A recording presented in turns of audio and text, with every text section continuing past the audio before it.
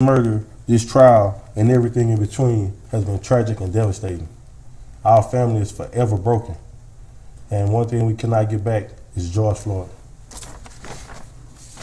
It is the request of my family that the maximum penalty for the crime for which the defendant was convicted be imposed. On behalf of my family, friends, community, and supporters, I wish to express my sincerest gratitude for allowing us opportunities of expression. Thank you. Thank you, sir.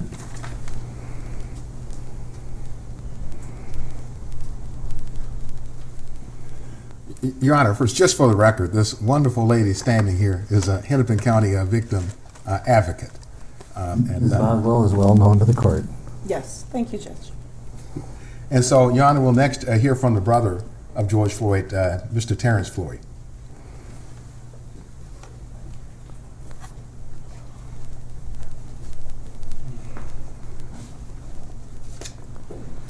And Mr. Floyd, if you could state your full name, spelling each of your names.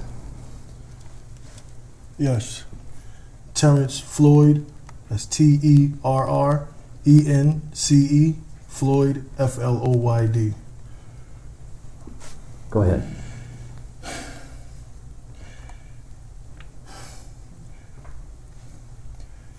I'm here representing my brother. I'm from New York.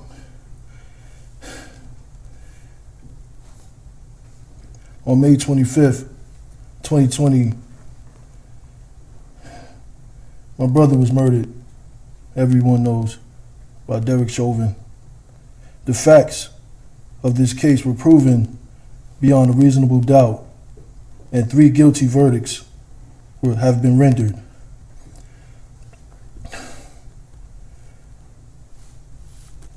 This situation has really affected me and my family.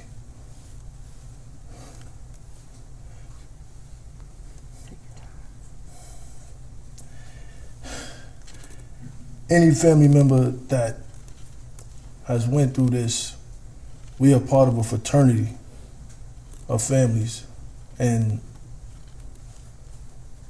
it's not one of those, fraternities that you enjoy.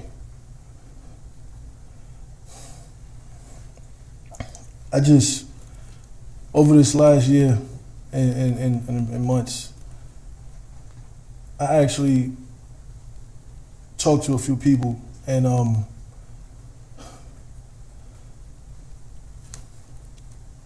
wanted to know from the man himself, why? What were you thinking? What was going through your head when you had your knee on my brother's neck? Why when you knew that he posed no threat anymore, he was handcuffed, why you didn't at least get up? Why you stayed there?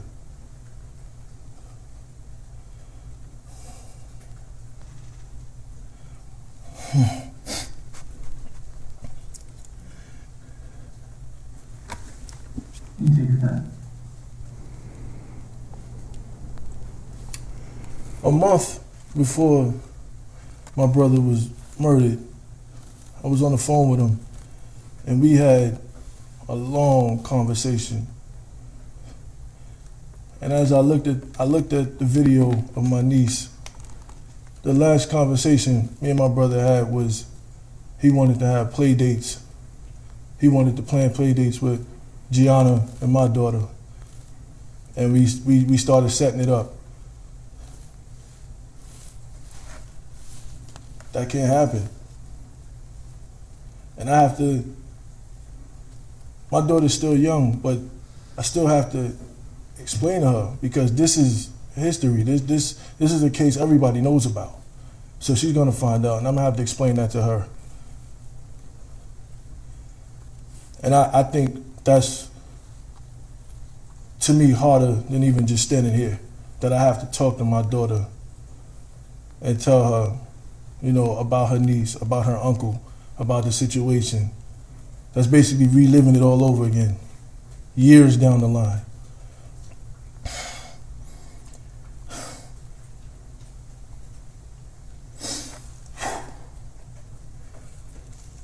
I'm here on behalf of my family, on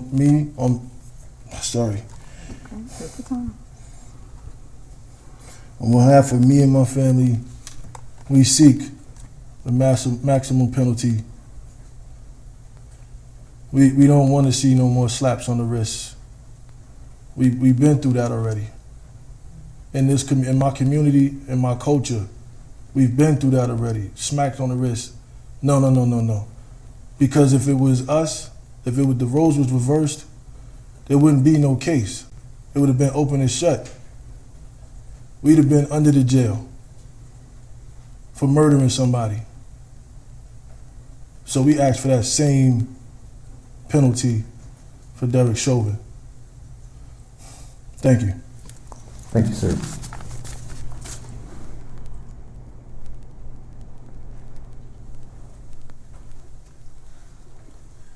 Your Honor, the final victim impact statement for the state will come from George Floyd's brother, Philonise Floyd.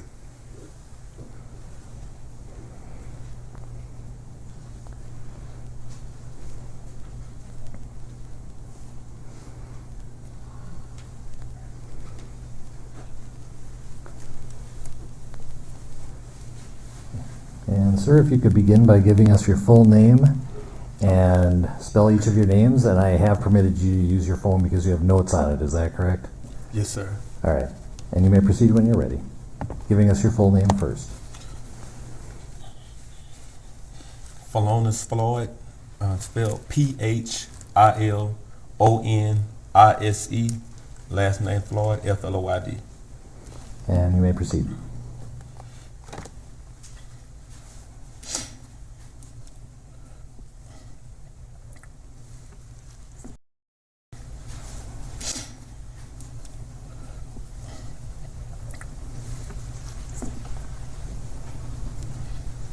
One year ago, May 25th, my brother George was murdered by Derek Chauvin and his co-defendants in broad daylight with a knee to his neck for 9 minutes and 29 seconds.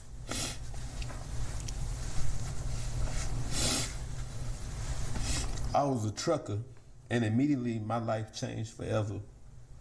I began to speak to the world for George from the United Nations, Africa, Canada, Japan, and so many other countries. Every day, I have begged for justice to be served, reliving the execution of George, while others begged and pleaded for Officer Chauvin to simply just allow George to take a breath. I haven't had a real night's sleep because of the nightmares I constantly have hearing my brother beg and plead for his life over and over again.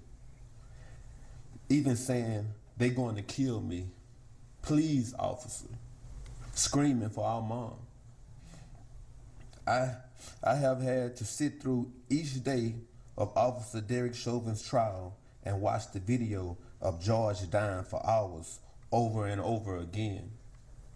For an entire year, I had to relive George being tortured to death every hour of the day, only taking naps and not knowing what a good night's sleep is anymore. I've been lifting my voice tirelessly every day so that George's death will not be in vain.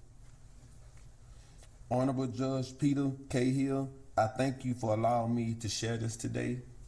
George's life mattered. So my family and I, most of all, my niece, Gianna,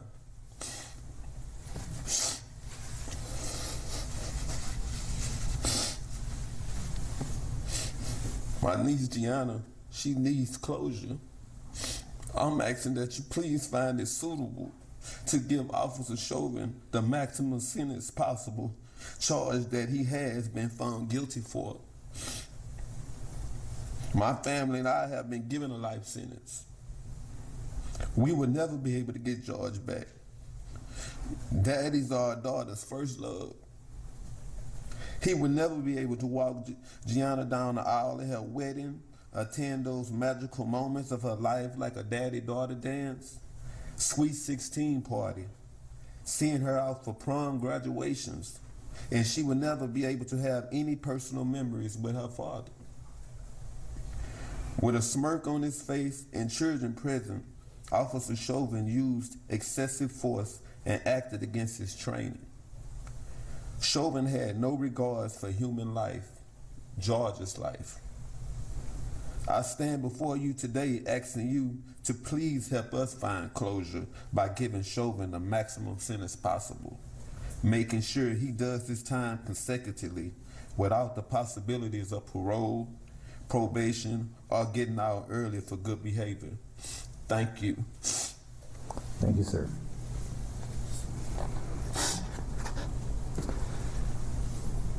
Mr. Frank.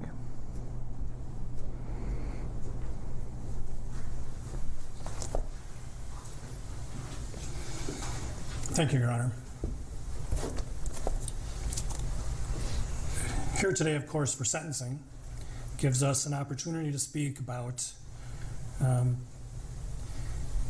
other matters that I think are involved in sentencing and where we are in the criminal justice system in the processing of this case. As a member of an elected office representing the people of the state of Minnesota, as well as the people of the local community, I want to say a couple of things. And first of all, I want to really thank some of the police officers at the Minneapolis Police Department who, under great pressure, great stress, and to some extent at peril to their occupations, what they've devoted their life to, stuck to their oath and their commitment as police officers to speak openly and honestly about policing and the training that is given and received by police officers. Those officers didn't hide behind a blue wall. They came forward, they told this court and those jurors what they knew about training and responsibility, and I think they deserve recognition and credit for that. I would also like to thank members of the Bureau of Criminal Apprehension. Those agents get called in, great sacrifice to their personal lives. Whenever things happen, they go. They did that here, and under really extraordinary circumstances, completed a very professional and thorough investigation. Conducting interviews is hard enough, but conducting them in the atmosphere of the city following the murder of George Floyd was even more difficult. And they did so, I think, above and beyond the call of duty. And I want to thank them for doing that on behalf of the whole prosecution staff. Your Honor, I want to thank the family, the loved ones, the friends of George Floyd. They have been through so much more than families involved in murder cases. He's right. It's a fraternity you don't want to be part of. But they've been through so much more because of the pandemic and because of security, safety precautions that we've had to take. They have been through a lot. At a time when they try to grieve, like everybody does for the loss of someone, they are going through so much more. And I want to thank them, all of them, the family. The court saw a testimony from Philonise Floyd, Courtney Ross. These are people who are trying to deal with their loss, but they have to do it in a very public way and under very trying circumstances through no fault of their own. So I thank them. They have all been models of grace and understanding. And it's really remarkable, quite frankly. I'll, I think, come back to them again in a little bit. Your Honor, we have submitted a sentencing brief. I would incorporate that. I guess I would incorporate my comments today into that memo. But I do think there are things that I want to bring out today in my arguments. For hundreds of years, the court had discretion in sentencing. It was the trial court's decision on what a sentence should be. The recognition that the trial court sat through the trial, watched the evidence, and saw how it affected people, informed the court's discretion. When the legislature passed the guidelines, in a legitimate attempt to try and even out sentences, they defined certain presumptive sentences, as we all know, for typical crimes. For each crime, the typical crime. But they did not remove discretion for sentencing judges. They recognized that nobody is better suited to decide whether this is the typical case represented by that guideline's presumptive sentence, or if there are reasons why this is worse than that. And the guideline still gives this court discretion when there are aggravating factors to give a more serious sentence than what the guideline's presumption calls for. And as you know, we are asking you to do that today.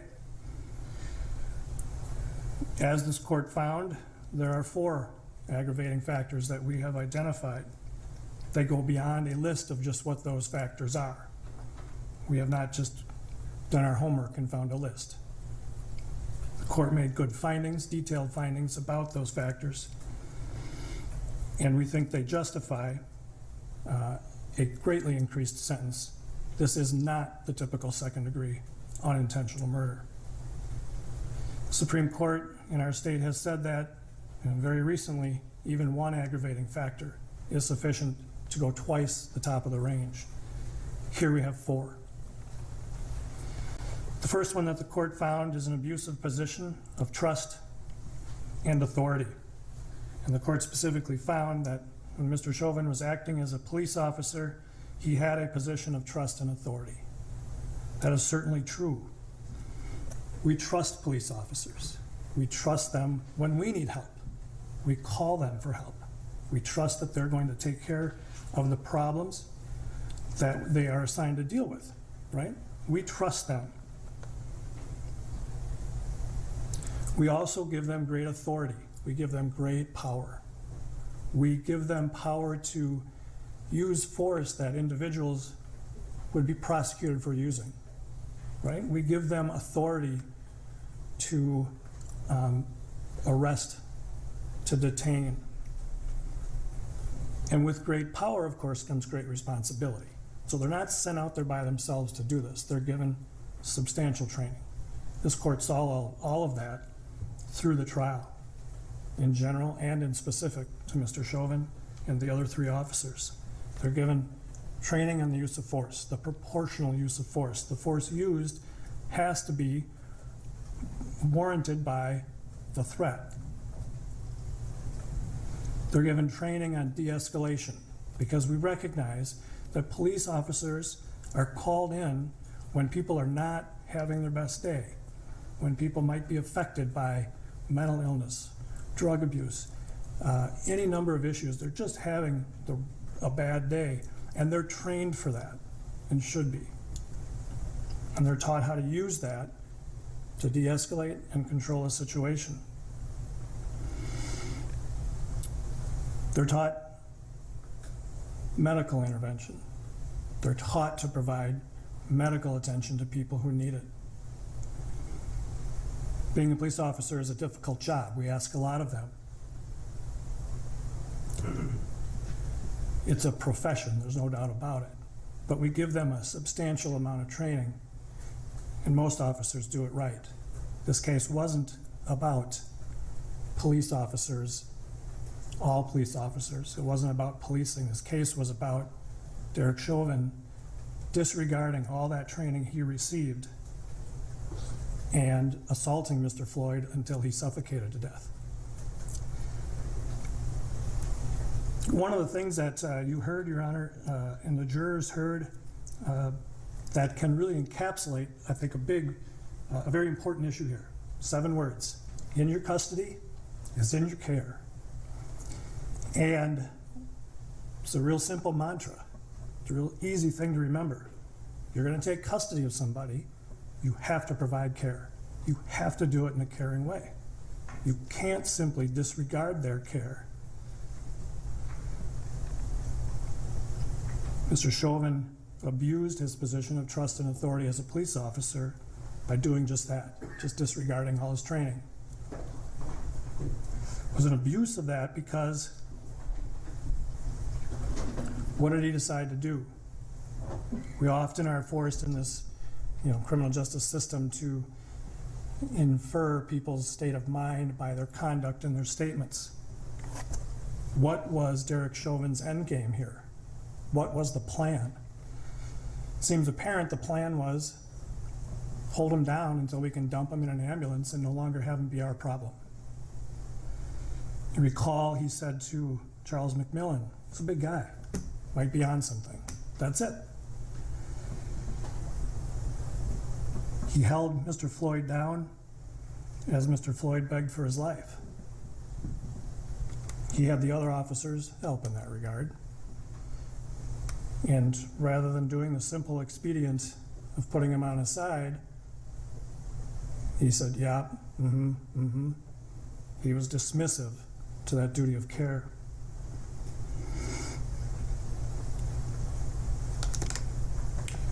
We trust that arrestees will be treated with respect, reasonable force, and that their medical needs will be addressed. I'm paraphrasing from the court's findings.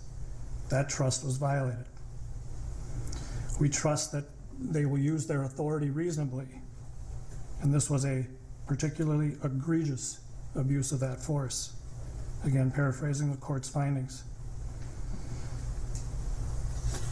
The typical second-degree murder does not involve that extent of abuse of a dearly held position of abuse or a position of authority and trust by the community and by individuals of the community. Your Honor found that Mr. Floyd was treated by Mr. Chauvin with particular cruelty. I think tortured is the right word. We know that, we've all seen it. Mr. Floyd did not want to be in the back seat. That's it.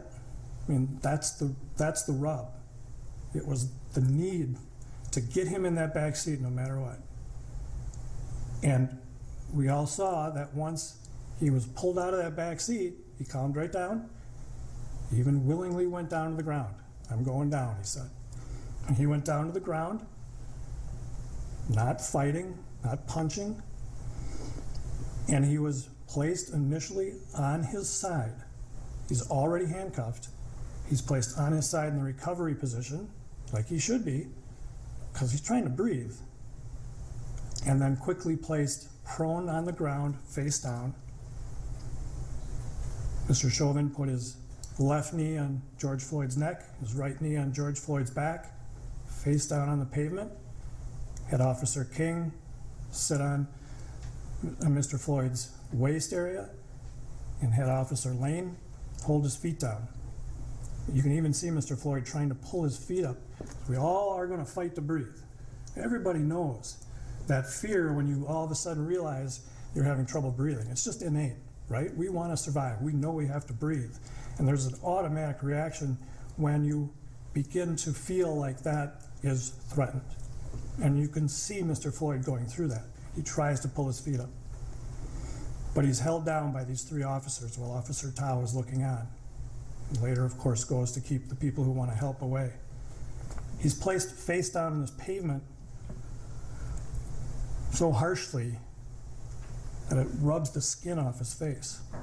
He has injuries to his face from being face down on that pavement. He has injuries to his knuckles from just trying to lift himself up. And he's telling Officer Chauvin, "I can't breathe. I'm dying." And Mr. Chauvin's response was, And all this time, imagine what Mr. Floyd is going through. If you're going to talk about particular cruelty and torture, really try to appreciate what he's going through. He knows he's suffocating. We all know that feeling of not being able to breathe enough.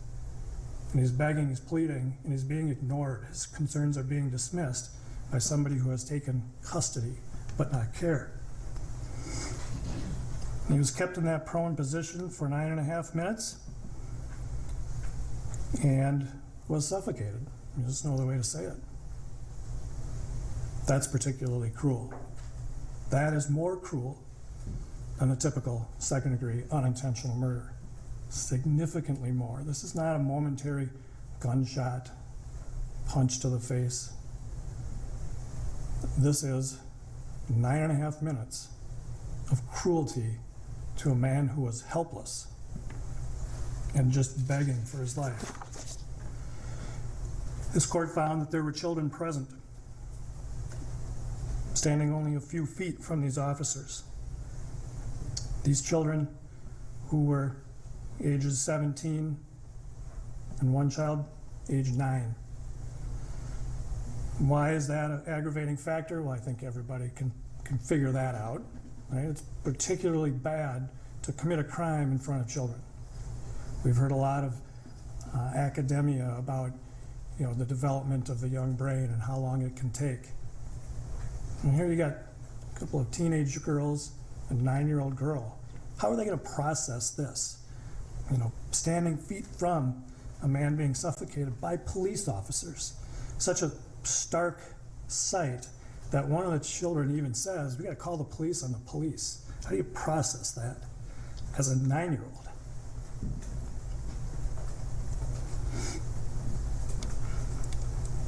The children were not only present watching a man die. We've all seen, if you haven't, you really need to. Look at George Floyd's face. As he's dying, he's suffering. The children have to watch this. But not only that, it's police officers, and there are people around them wanting to help. And at one point, and sure, they got upset. And at one point, Mr. Chauvin points his mace, grabs his mace to keep him back. How does a child look at that? There's another officer screaming at them to get back.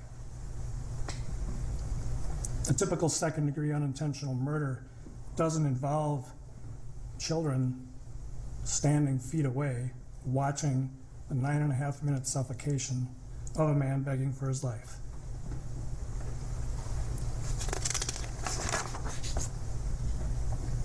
This court also made a finding that the defendant committed the offense with the involvement of 3 or more other persons. Lane and King were involved directly in the restraint, and that Tao kept the bystanders at bay. I've already talked a little bit about Lane and King's role in holding Mr. Floyd down. They recognized that he was pulseless, that Mr. Floyd was pulseless at one point, and yet really made no effort to take care of the person in their custody. Officer Tao watched most of the suffocation and then only went over to keep people from giving help. One person who is identified as a medical trained firefighter for the city of Minneapolis, and that was dismissed. Like, are we going to believe her? So they kept trained medical people from providing help. These were all uniformed peace officers, adding to that abuse of trust and authority. I know the defense has asked the court for probation. I'm not going to spend a lot of time arguing that. It's so outside of the realm of, I think, real possibility. This is a murder. I understand some of the arguments made on behalf of Mr. Chauvin. I understand, well, no, I can't understand what his family members and friends are going through. I can't. But it's certainly not enough for a departure to probation for a second-degree murder. We believe, Your Honor, that these 4 aggravating factors and the findings that the court has made certainly justify an upward departure because there are 4 of them, not standing alone, but in a sense, not overlapping, but coming together to show this is not the typical second-degree murder. This is egregious. And this justifies a double upward departure. From the top of the box, which is 180 months, we're asking the court to do a double departure, recognizing all 4 factors, to 360 months. As I mentioned before, Your Honor, this is sentencing. This is the time for victims, right? This is a time for the loved ones of the victim and the community to have a say. Again, I commend this family. I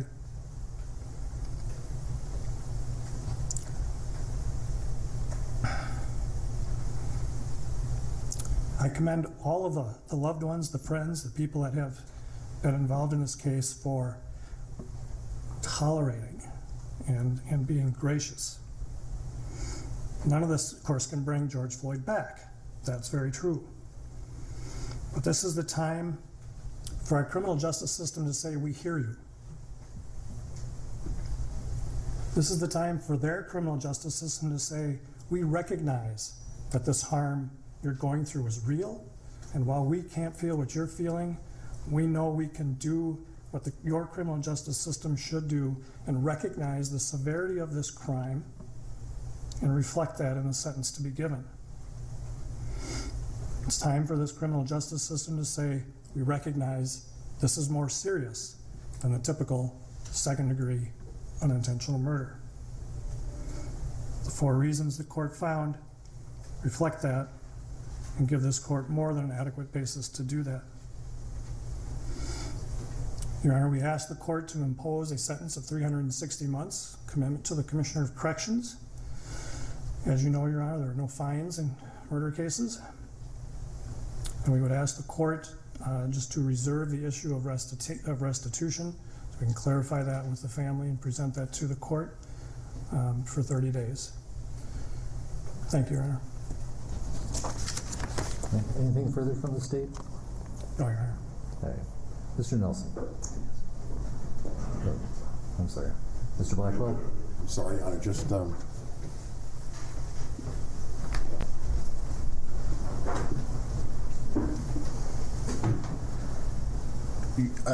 thank you, Your Honor. Your Honor, at this time, the defendant's mother, Carolyn Palenti, would like to address the court. If you could state your full name, spelling each of your names, and proceed when you're ready. Carolyn, C-A-R-O-L-Y-N, Palenti, P-A-W-L-E-N-T-Y.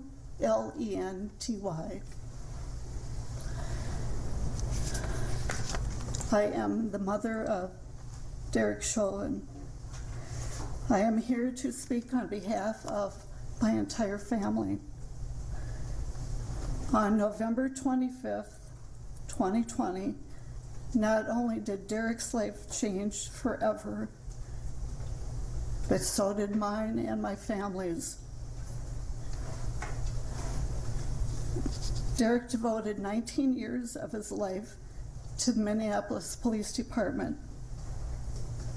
It has been difficult for me to hear and read what the media, public, and prosecution team believe Derek to be an aggressive, heartless, and uncaring person. I can tell you that is far from the truth. My son's identity has also been reduced to that as a racist. I want this court to know that none of these things are true and that my son is a good man. Derek always dedicated his life and time to the police department. Even on his days off, he would call in to see if they needed help. Derek is a quiet, thoughtful, honorable, and selfless man. He has a big heart, and he always has put others before his own. The public will never know the loving and caring man he is, but his family does. Even though I have not spoken publicly, I have always supported him 100% and always will. Derek has played over and over in his head the events of that day. I've seen the toll it has taken on him. I believe a lengthy sentence will not serve Derek well. When you sentence my son, you will also be sentencing me.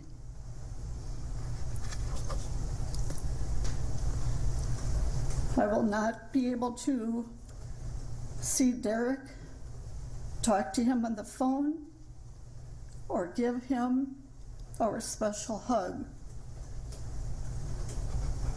Plus the fact that when he is released, his father and I most likely will not be here.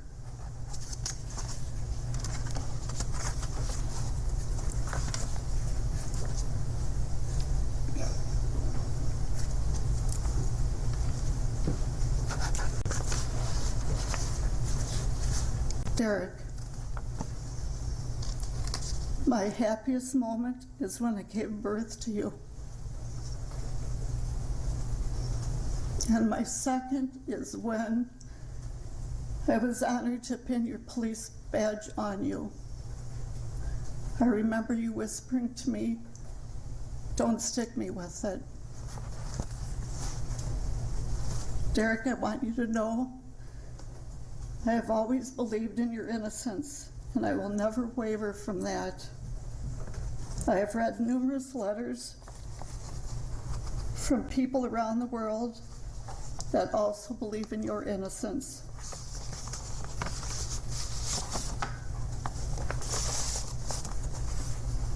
No matter where you go, where you are, I will always be there to visit you. I promise you I will stay strong, as we talked about, and I want you to do the same for me. I will do what you told me to do, take care of myself, so I will be here for you when you come home. Remember, there is no stronger bond or love than a mother's love. And one final thought I want you to remember. Remember, you are my favorite son. Thank you for your time. Thank you. Mr. Nelson.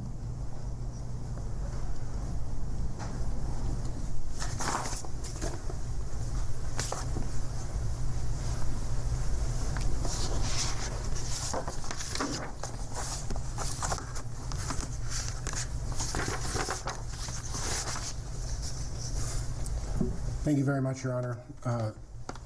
It is my intent that my remarks this afternoon be quite brief.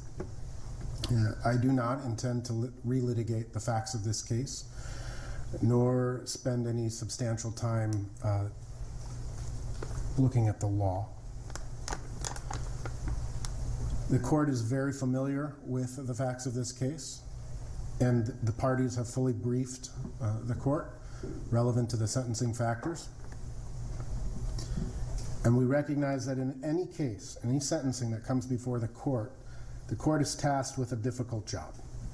The court must craft a sentence that serves the interests of justice, a rather nebulous term. The court must take into consideration the victim impact, public interests, as well as the circumstances and the history of the defendant. And in this case, more than any other, that likely any of us have ever been involved in, that task is exceedingly more difficult. In my remarks today, I just wish to briefly address each of those three considerations, starting with the public impact. As I believe we are all cognizant of, this case is at the epicenter of a cultural and political divide.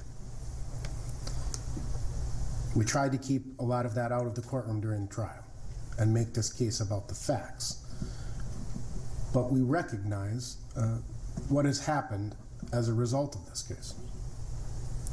There are a great number of people who will view any sentence you pronounce as overly lenient and insufficient to satisfy justice. But there are an equal number of people who will view any sentence you pronounce as draconian or overbearing. Either way, some percentage of the public will view your sentence as a miscarriage of justice. The intensity of the public interest in this case cannot be understated. I trust that the volume of correspondence that each of us has received from the public at large is indicative of these very sentiments on both sides. As I was informed just yesterday, the Attorney General's office established a website, web submission, to accept community impact statements. Again, in my understanding is in a little over 2 weeks they received over 1,000 submissions. Again, on both sides. By my very best estimate, since my representation of Mr. Chauvin began last summer, I would estimate that I have received over 5,000 emails, over 1,000 voicemails, and hundreds of handwritten letters. Again, from both sides. And I expect that Your Honor has likewise been inundated with public comment and scrutiny. The impact that this case has had on this community is profound. It goes far beyond what happened on May 25th of last year. It has been at the forefront of our national consciousness, and it has weaved its way into nearly every facet of our lives, from the entertainment that we consume to the presidential politics, from protests to conspiracy theories. In the end, it is my sincere hope that when this proverbial dust settles, the community impact brings forth principled debate and civil public discourse, and ultimately leaves a positive effect on the city of Minneapolis, the state of Minnesota, and the United States. But nevertheless, while this court may consider the community impact, it is for these very same reasons that the court must turn to the foundational legal principles and remember that justice is blind. Law is built on reason and common sense, and it cannot be permitted to be assailed by public opinion. Turning to the second consideration, which is the victim impact, the death of George Floyd.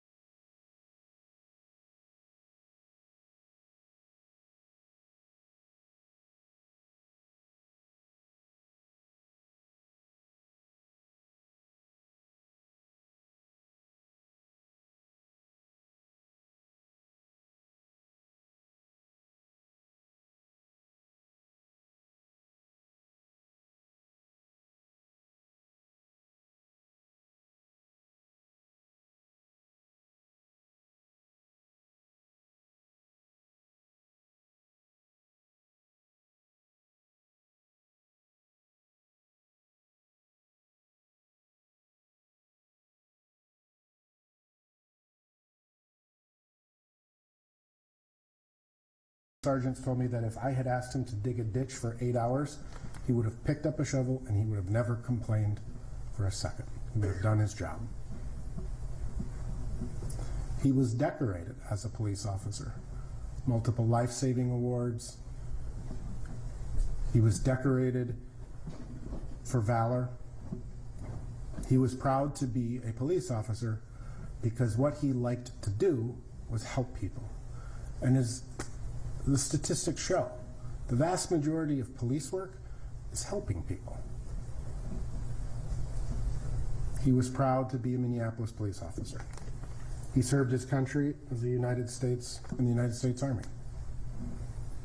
And he too is a son, and a brother, and a father, and a friend. He too, his life, the life he's lived, he's not coming into this as a career criminal with 6 points, 5 points, 4 points. He's coming into this never having violated the law because he lived an honorable life and he attempted to live an honorable life. Derek Chauvin was not even scheduled to work on May 25th, 2020. He volunteered because there was short staffing at the time. I know from numerous conversations that I've had with Derek that his brain is littered with what ifs. What if I just had not agreed to go in that day? What if things had gone differently? What if I never responded to that call? What if, what if, what if? The truth of the matter is, and the end result is that we are here after a jury verdict, finding him guilty of these offenses. And the court's consideration should not only be focused on the aggravating factors, but the mitigating factors as well. The Minnesota Sentencing Guidelines Commission was established for a reason. And yes, the court in circumstances like these has discretion to go beyond and aggravate a sentence beyond the presumptive sentences established by the sentencing guidelines. But the sentencing guidelines don't differentiate between second-degree murders. Someone robs a liquor store, a police officer is involved in an incident, and a person dies in police custody. The law presumes, the legislature presumes, that the sentencing guidelines as established is a sufficient penalty for all of the second-degree murder categories or cases you would see.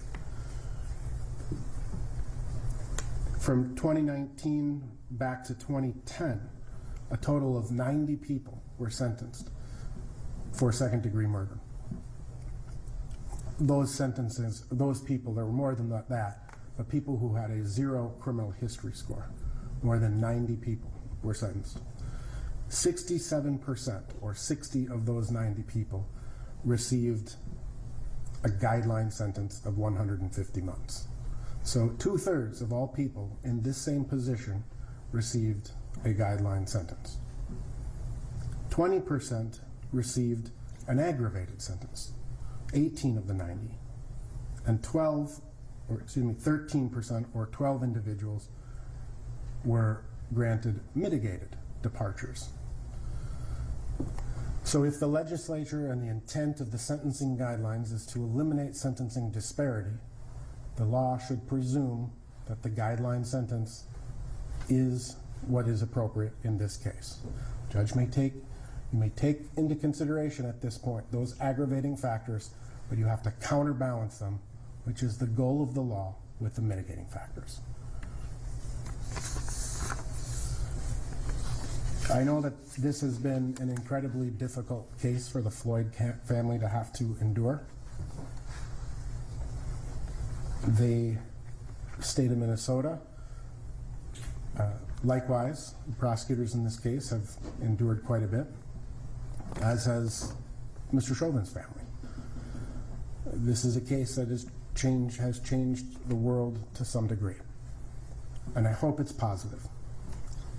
But it's my hope that the court follows the sentencing guidelines, applies the law in a reasoned manner, and imposes a just sentence.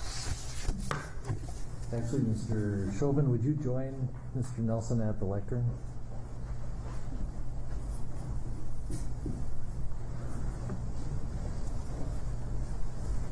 Mr. Chauvin, this is your opportunity if you wish to give any input to the court. And so I turn it over to you and your attorney. Thank you, Your Honor. At this time, due to some additional legal matters at hand, I'm not able to give a full formal statement at this time. But very briefly, though, I do want to give my condolences to the Floyd family. There's going to be some other information in the future that would be of interest, and I hope things will give you some peace of mind. Thank you. And I'll note that I did read your comments in the pre-sentence investigation as well. Thank you. All right, we are going to take a 15-minute recess so that I can complete the sentencing order based on what I've heard today. And let's reconvene at 2:45. We're in recess. And thank you so much for joining us for our live special coverage of the Derek Chauvin sentencing. The court right now taking a 15-minute break. Proceedings began this afternoon about an hour ago at 1:30. We first heard 4 impact statements, one from 7-year-old Gianna. She is the daughter of George Floyd. We also heard from 2 of his brothers and a nephew. And the court also hearing this afternoon from Carolyn Palenti. She is Derek Chauvin's mother. And among many things, she described her son as a good man. In fact, some of the emotional, the testimony, very emotional, not only from Derek Chauvin's mother, but from the family of George Floyd as well. In fact, Terence Floyd, his brother, had to wipe away the tears often, as did Philonise Floyd. Terence saying at one point, I want to know from the man himself as why. He's talking about Derek Chauvin. What were you thinking? What was going through your head when you had your knee on his neck? Why did you stay there? And again, wiping away the tears at the time, and then contrast that with the mother of Derek Chauvin, who got at the stand, and Carolyn Palenti, who said, Derek has played over and over again in his head the events of that day. When you will be sentencing my son, talking directly to Judge Cahill, you will be sentencing me too. And what I thought was also very interesting, a lot of us were wondering, would we hear from Derek Chauvin himself? And just a few minutes ago, he stood up and faced George Floyd's family and apologized and said that there would be future and more information coming out in the future. Right now we want to get straight to Fox 9's Paul Bloom, who has been following the developments in court. He is live outside the Government Center in downtown Minneapolis. And Paul, some big takeaways this afternoon. Absolutely, BC and Tim, we're watching from the media center across the street. We do have a couple pool reporters inside the courtroom, as we did during trial. Be interested to hear just some of the read some of their comments of what is happening outside of the eyes and ears of the cameras and microphones that we are all watching, but certainly compelling.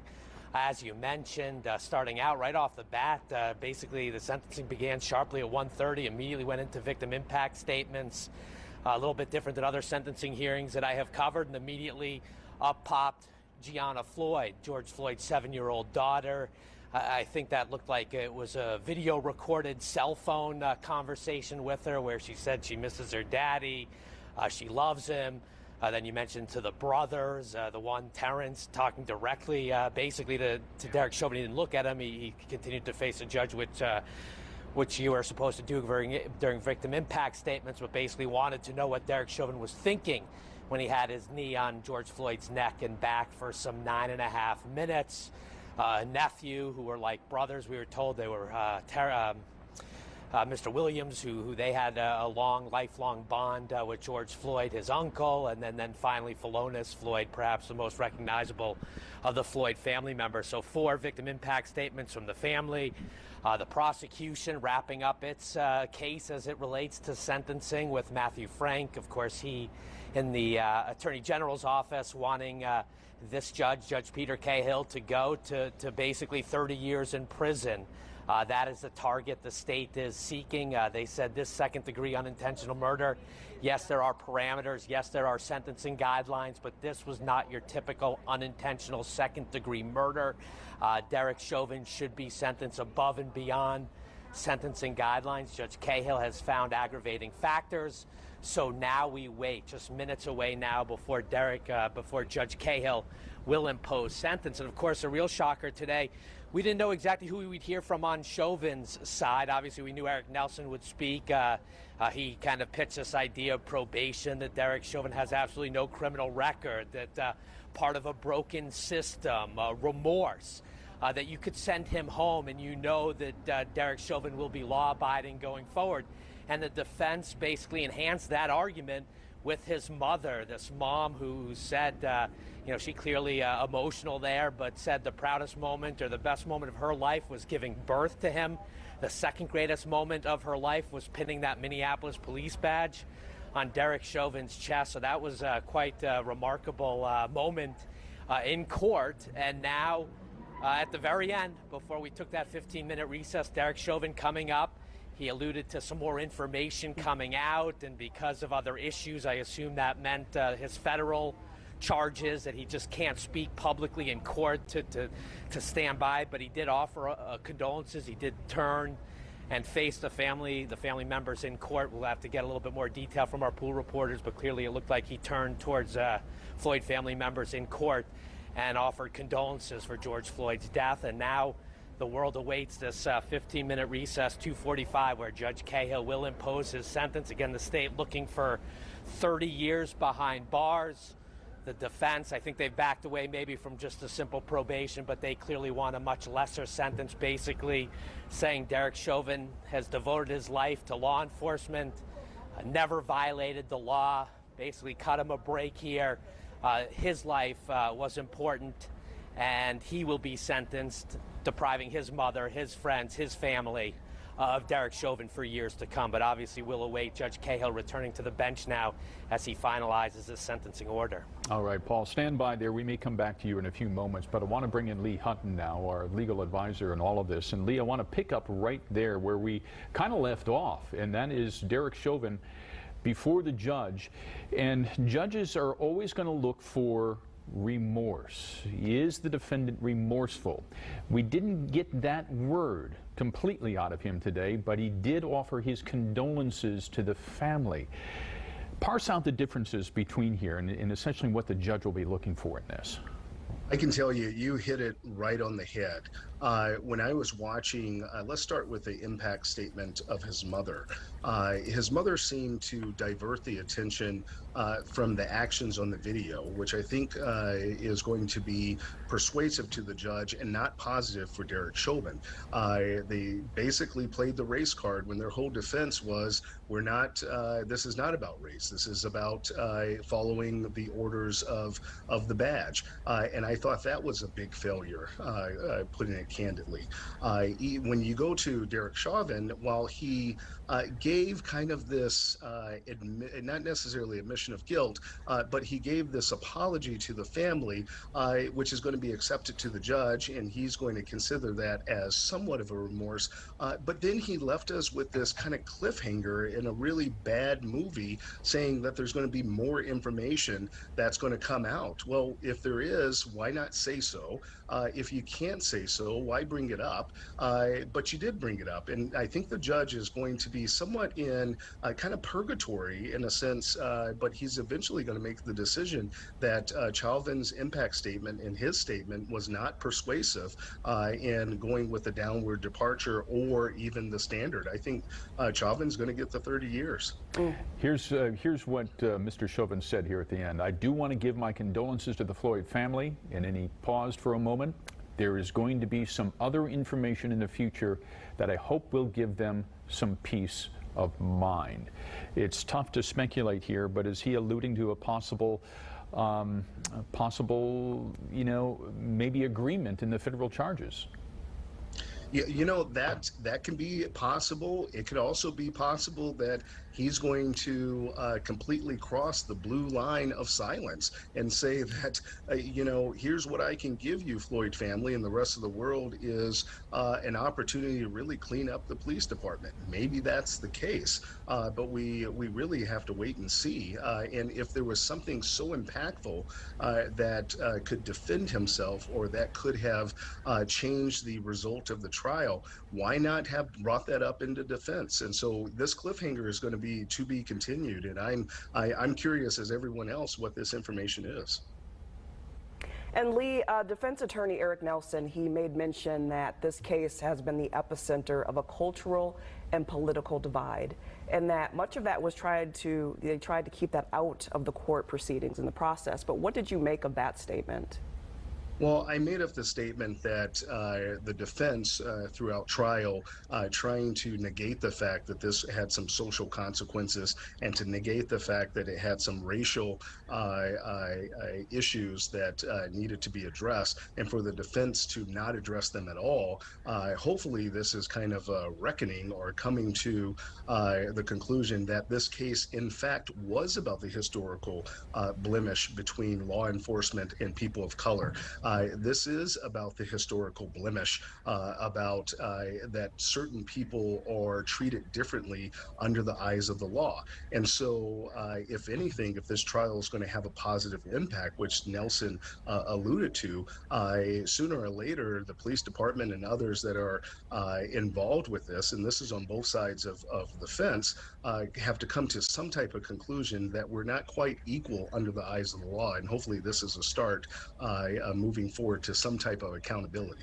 Lee, Matthew Frank, the Assistant Attorney General there, in his arguments before the judge, essentially said this case comes down to 7 words. And those words are, in your custody and in your care. And he used those 7 words as a narrative to essentially argue to the judge that Derek Chauvin dismissed the custody of care. And that's why he needs to exercise his upward departure and go for the full 30 years. I thought that was the perfect place to rest your theme on. The opening statements with Jerry Blackwell started with those words, and it was supported and corroborated by the fact, not just with the attorneys having you focus on those words, but marketing materials and statements by police officers that said, this is our duty to the badge, this is our oath. And then when you compare that to the actions in the video that are completely incongruent to that mission statement, I think this was a very calculated and impressive move by the state, and I think it was the right one to show the judge that in one of the elements that he was acting under the duty of an officer, and he did not treat George Floyd in his custody, in his care, the way that they said they will. I think the judge is going to take that in consideration, and again, that is just going to be one of those things that you fill into the bucket that's going to lead to the upward departure. And Lee, for those who might be just joining us now, we're about 5 minutes away from the judge handing down his sentence. We're in the middle of a 15-minute break. But I'm curious to know, from your point of view, what kind of legal research has been done on judges and impact statements and in final arguments from both the prosecution and the defense? I'm always kind of suspectful of that, of how much of an impact does it really make. Does the judge come in with an idea that, okay, here's what my sentence is going to be, and stick to that, or do these closing arguments, so to speak, in the final analysis make any difference?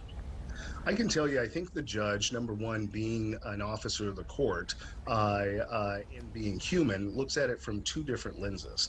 One, from the lens of a legal practitioner who has to set aside his own emotions. And so what he would do, and that's even before coming into court, is to research kind of the historical components of what an officer in a similar situation has been charged with. But the issue there is that many officers in this type of situation just never been charged at all, let alone convicted. So this is new territory for the judge. And he also understands how impactful this is in his decision to the community of healing and going forward. Now, setting all that aside, I often tell my clients and other legal practitioners that one case doesn't fit all. So you have to treat each case individually. And in this particular case, with the video, 9 minutes, the testimony by young children who saw this, it really kind of checks off all the marks that gives the judge at least some persuasive value to do an upward departure. And I think with the research going in, and he's certainly taken his 15 minutes to determine whether or not the impact statements on both sides, from Chauvin's mother and also from the family members, is going to persuade him a little bit. But I think the judge, even from the sight of the video and hearing the testimony, testimony, was pretty certain of where he is. And I think I'm gathering that information from the fact that he denied the new trial, he denied the Swartz request, and if this verdict is going to change by any means, it's going to change at the Court of Appeals and not at the trial court. All right, Lee, that's Lee Hutton. Thank you so much. We look forward to catching up with you again later on this broadcast. But right now we want to check in with Fox 9's Leah Bino, who's also been following the developments in our newsroom. And Leah, we are nearing the end of this 15-minute break. We should be hearing about what will unfold in a few minutes when it comes to the fate of Derek Chauvin.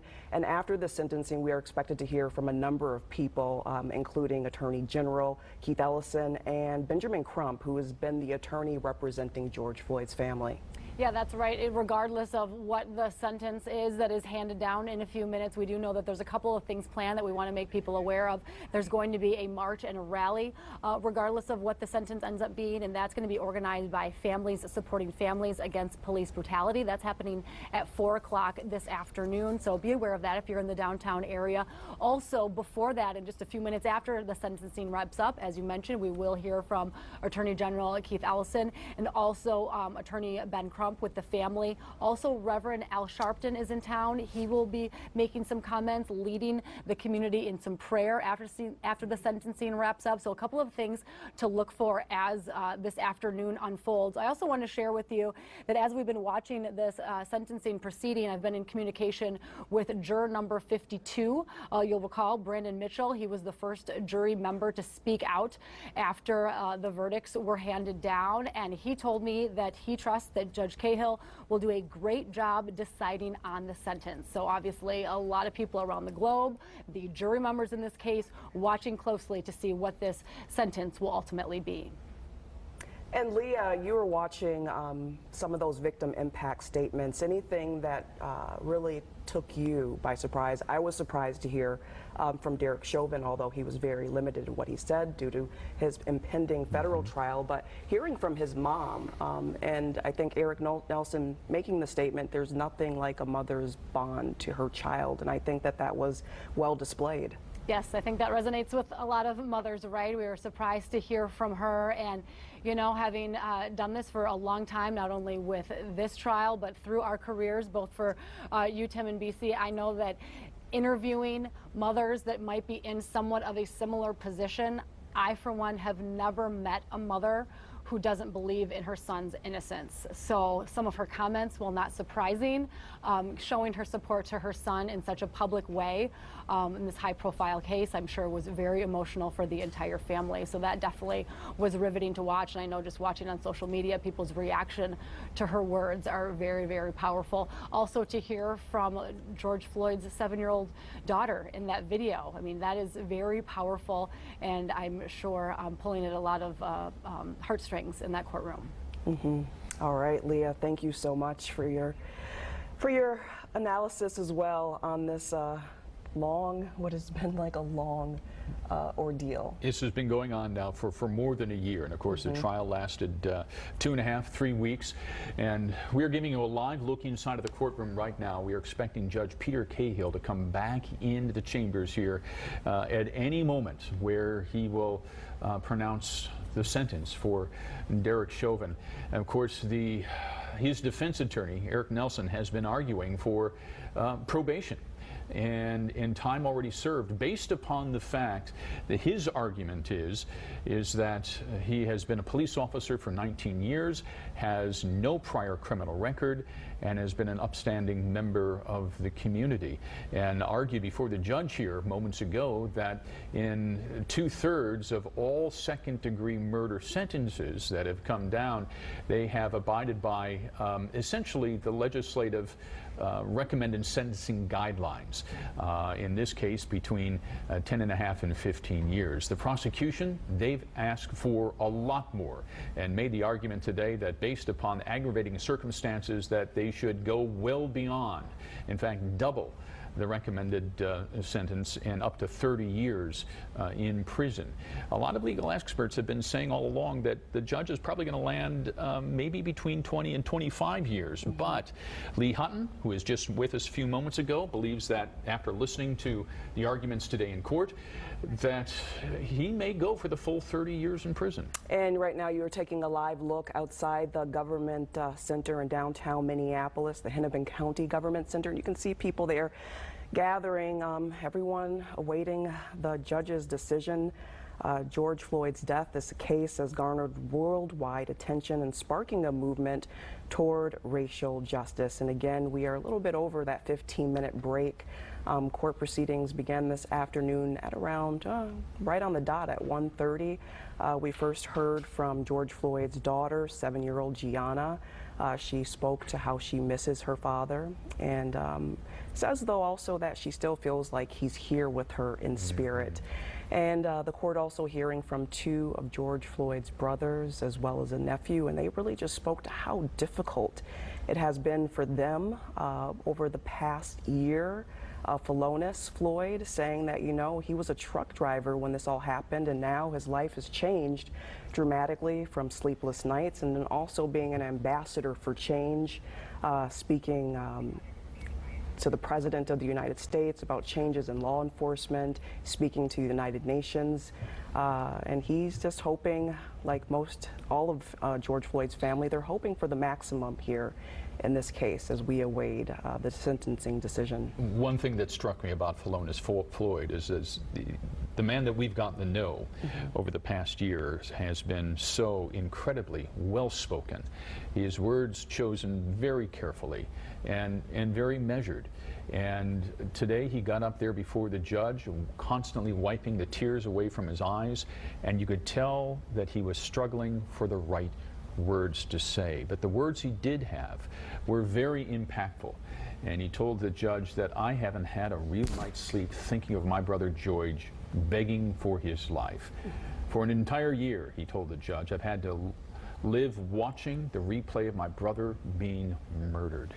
And they were strong, impactful words from a brother who obviously dearly misses his brother.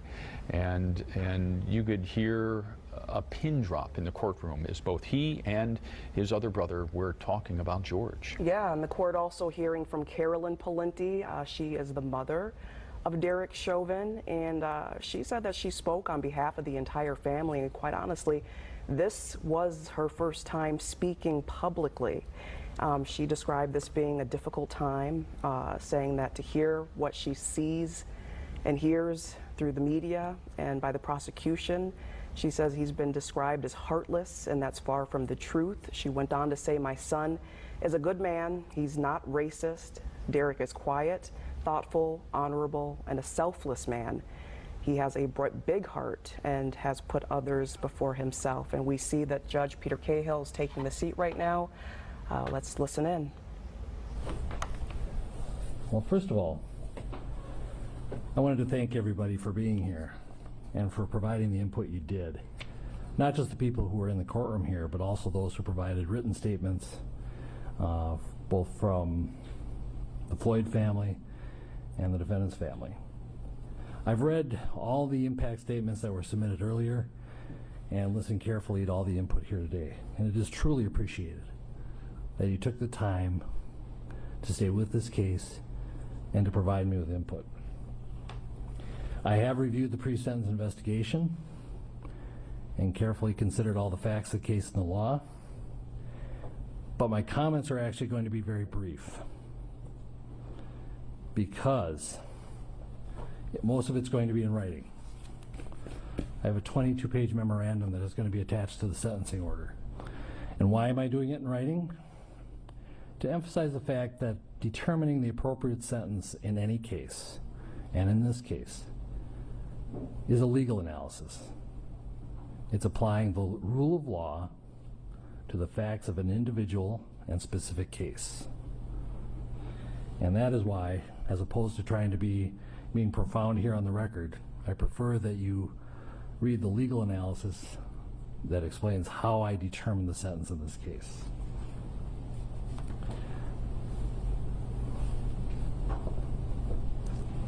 What the case is, or what the sentence is not based on, is emotion or sympathy. But at the same time, I want to acknowledge the deep and tremendous pain that all the families are feeling, especially the Floyd family. You have our sympathies.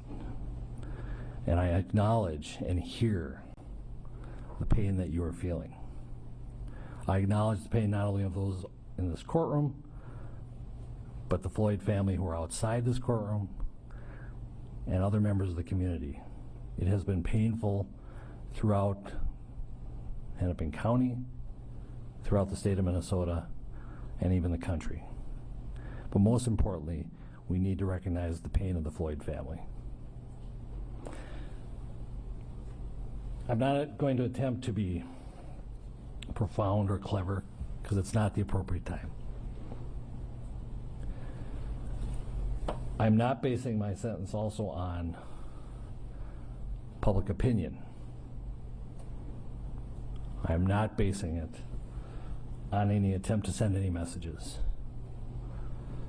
A trial court judge, the job of a trial court judge is to apply the law to specific facts and to deal with individual cases. And so, Mr. Chauvin, as to count 1, based on the verdict of the jury finding you guilty of unintentional second-degree murder while committing a felony under Minnesota Statute 609.19 subdivision 2 paren 1, it is the judgment of the court that you now stand convicted of that offense. Pursuant to Minnesota Statute section 609.04, counts 2 and 3 will remain unadjudicated as they are lesser offenses of count 1. As sentenced for count 1, the court commits you to the custody of the Commissioner of Corrections for a period of 270 months. That's 270. That is a 10-year addition to the presumptive sentence of 150 months. This is based on your abuse of a position of trust and authority, and also the particular cruelty shown to George Floyd. You are granted credit for 199 days already served. Pay the mandatory surcharge of $78 to be paid from prison wages. You're prohibited from possessing firearms, ammunition, or explosives for the remainder of your life. Provide a DNA sample as required by law. Register as a predatory offender as required by law. And then you will receive a copy of the order and also the attached memorandum explaining the court's analysis. Anything further from the state? If this needs to be said, we just ask that it be executed forthwith. Defendant is remanded to the custody of the sheriff to be transported back to the DOC or whichever custody is currently holding him. Anything from the defense? All right, thank you. We are adjourned. And there you have it, Derek Chauvin sentenced to 270 months with the Department of Corrections. That equals out to 22.5 years, and that will include time already served while this trial has been underway. Yeah, we have heard from quite a few people this afternoon, including Derek Chauvin's mom, as well as relatives, 2 brothers and nephew from George Floyd, as well as his 7-year-old daughter, Gianna. They all spoke to the difficulties of what they've dealt with this past year. But as you said, as the judge said, Chauvin now facing, or will serve, over 20 years behind bars. We know that the prosecution was asking for 30, and the family was asking for the maximum penalty. But under state law, it could have been a whole lot less. It could have been. We want to bring in Lee Hutton, our legal analyst who's been with us throughout the entire trial here, Lee, and give us your reaction to this. 22.5 years. 22.5 years. I really think, based on the video, that this was lesser than what I thought it would be. I'm curious to read the order, this legal analysis that the judge alluded to, which I think was the right approach. I think this is not the time for something profound. This is not the time for some type of narrative that takes away from the seriousness of this case. So I plan on downloading the order and taking a look. look to see what the judge was thinking and what he thought was the important factors to not give the 30 years that was requested by the prosecution. And it sounds likely that the judge had his mind made up because he had has a 22-page memorandum. He said he was going to keep it brief with his comments because he had so much in documentation. Can you speak to that at all? Yeah, and that goes to some of the dialogue we had right before the sentencing, that the judge did his research. He took a meticulous approach in trying to determine what he felt was the appropriate sentencing. And this is how I break it down, is that he had the standard sentencing guidelines to go through, which is 12 years, and basically pretty much doubled that with time served, which is a normal application of the law.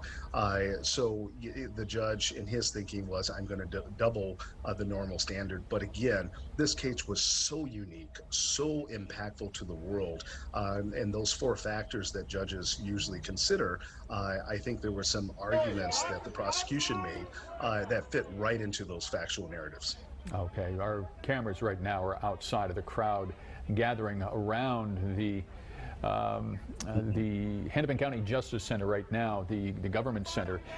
Lee, let's talk more about the judge's verdict here. A 22-page memorandum where he's basically going to parse out his sentence according to what his interpretation of the law is. How often do we see that from judges?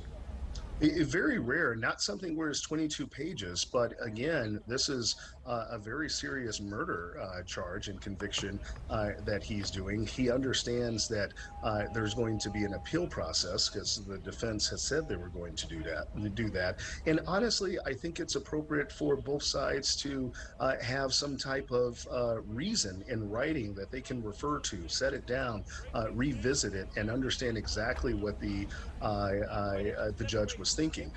Now, the judge certainly said, I did this without emotion, without consideration of what the community was reaction, and we'll have to wait and see as I look at the video to the left of my screen how individuals in the community seem to accept or reject the judge's sentencing. Yeah, only time will tell. That'll be very interesting. That's right. Lee, please stand by. We want to check in now with Fox 9's Paul Bloom, who is live in the media center just outside of the government center there, Paul. And any reaction yet from the crowds out there? Well, as you heard in that initial video, as you started showing our cameras, we are across the street from the plaza, so not very far. So I am certainly within earshot. And we did seemingly hear some, certainly some sounds, some noises. I'm going to say it's of frustration. I think this sentence will not be received well in some corners. I think the state had asked for 30 years. The family pleaded with Judge Cahill during victim impact statements to max it out at the 30 years. Yes, the statute calls all the way up to 40, but in most people believe we were really targeting 30 as the highest end that Derek Chauvin could be looking at. And today, Judge Cahill coming in at 22 and a half years. I've covered, trials, and we've done a murder 2 case. I had one kind of in the back of my head today coming into this. It was a high-profile case years ago, Jeffrey Trevino.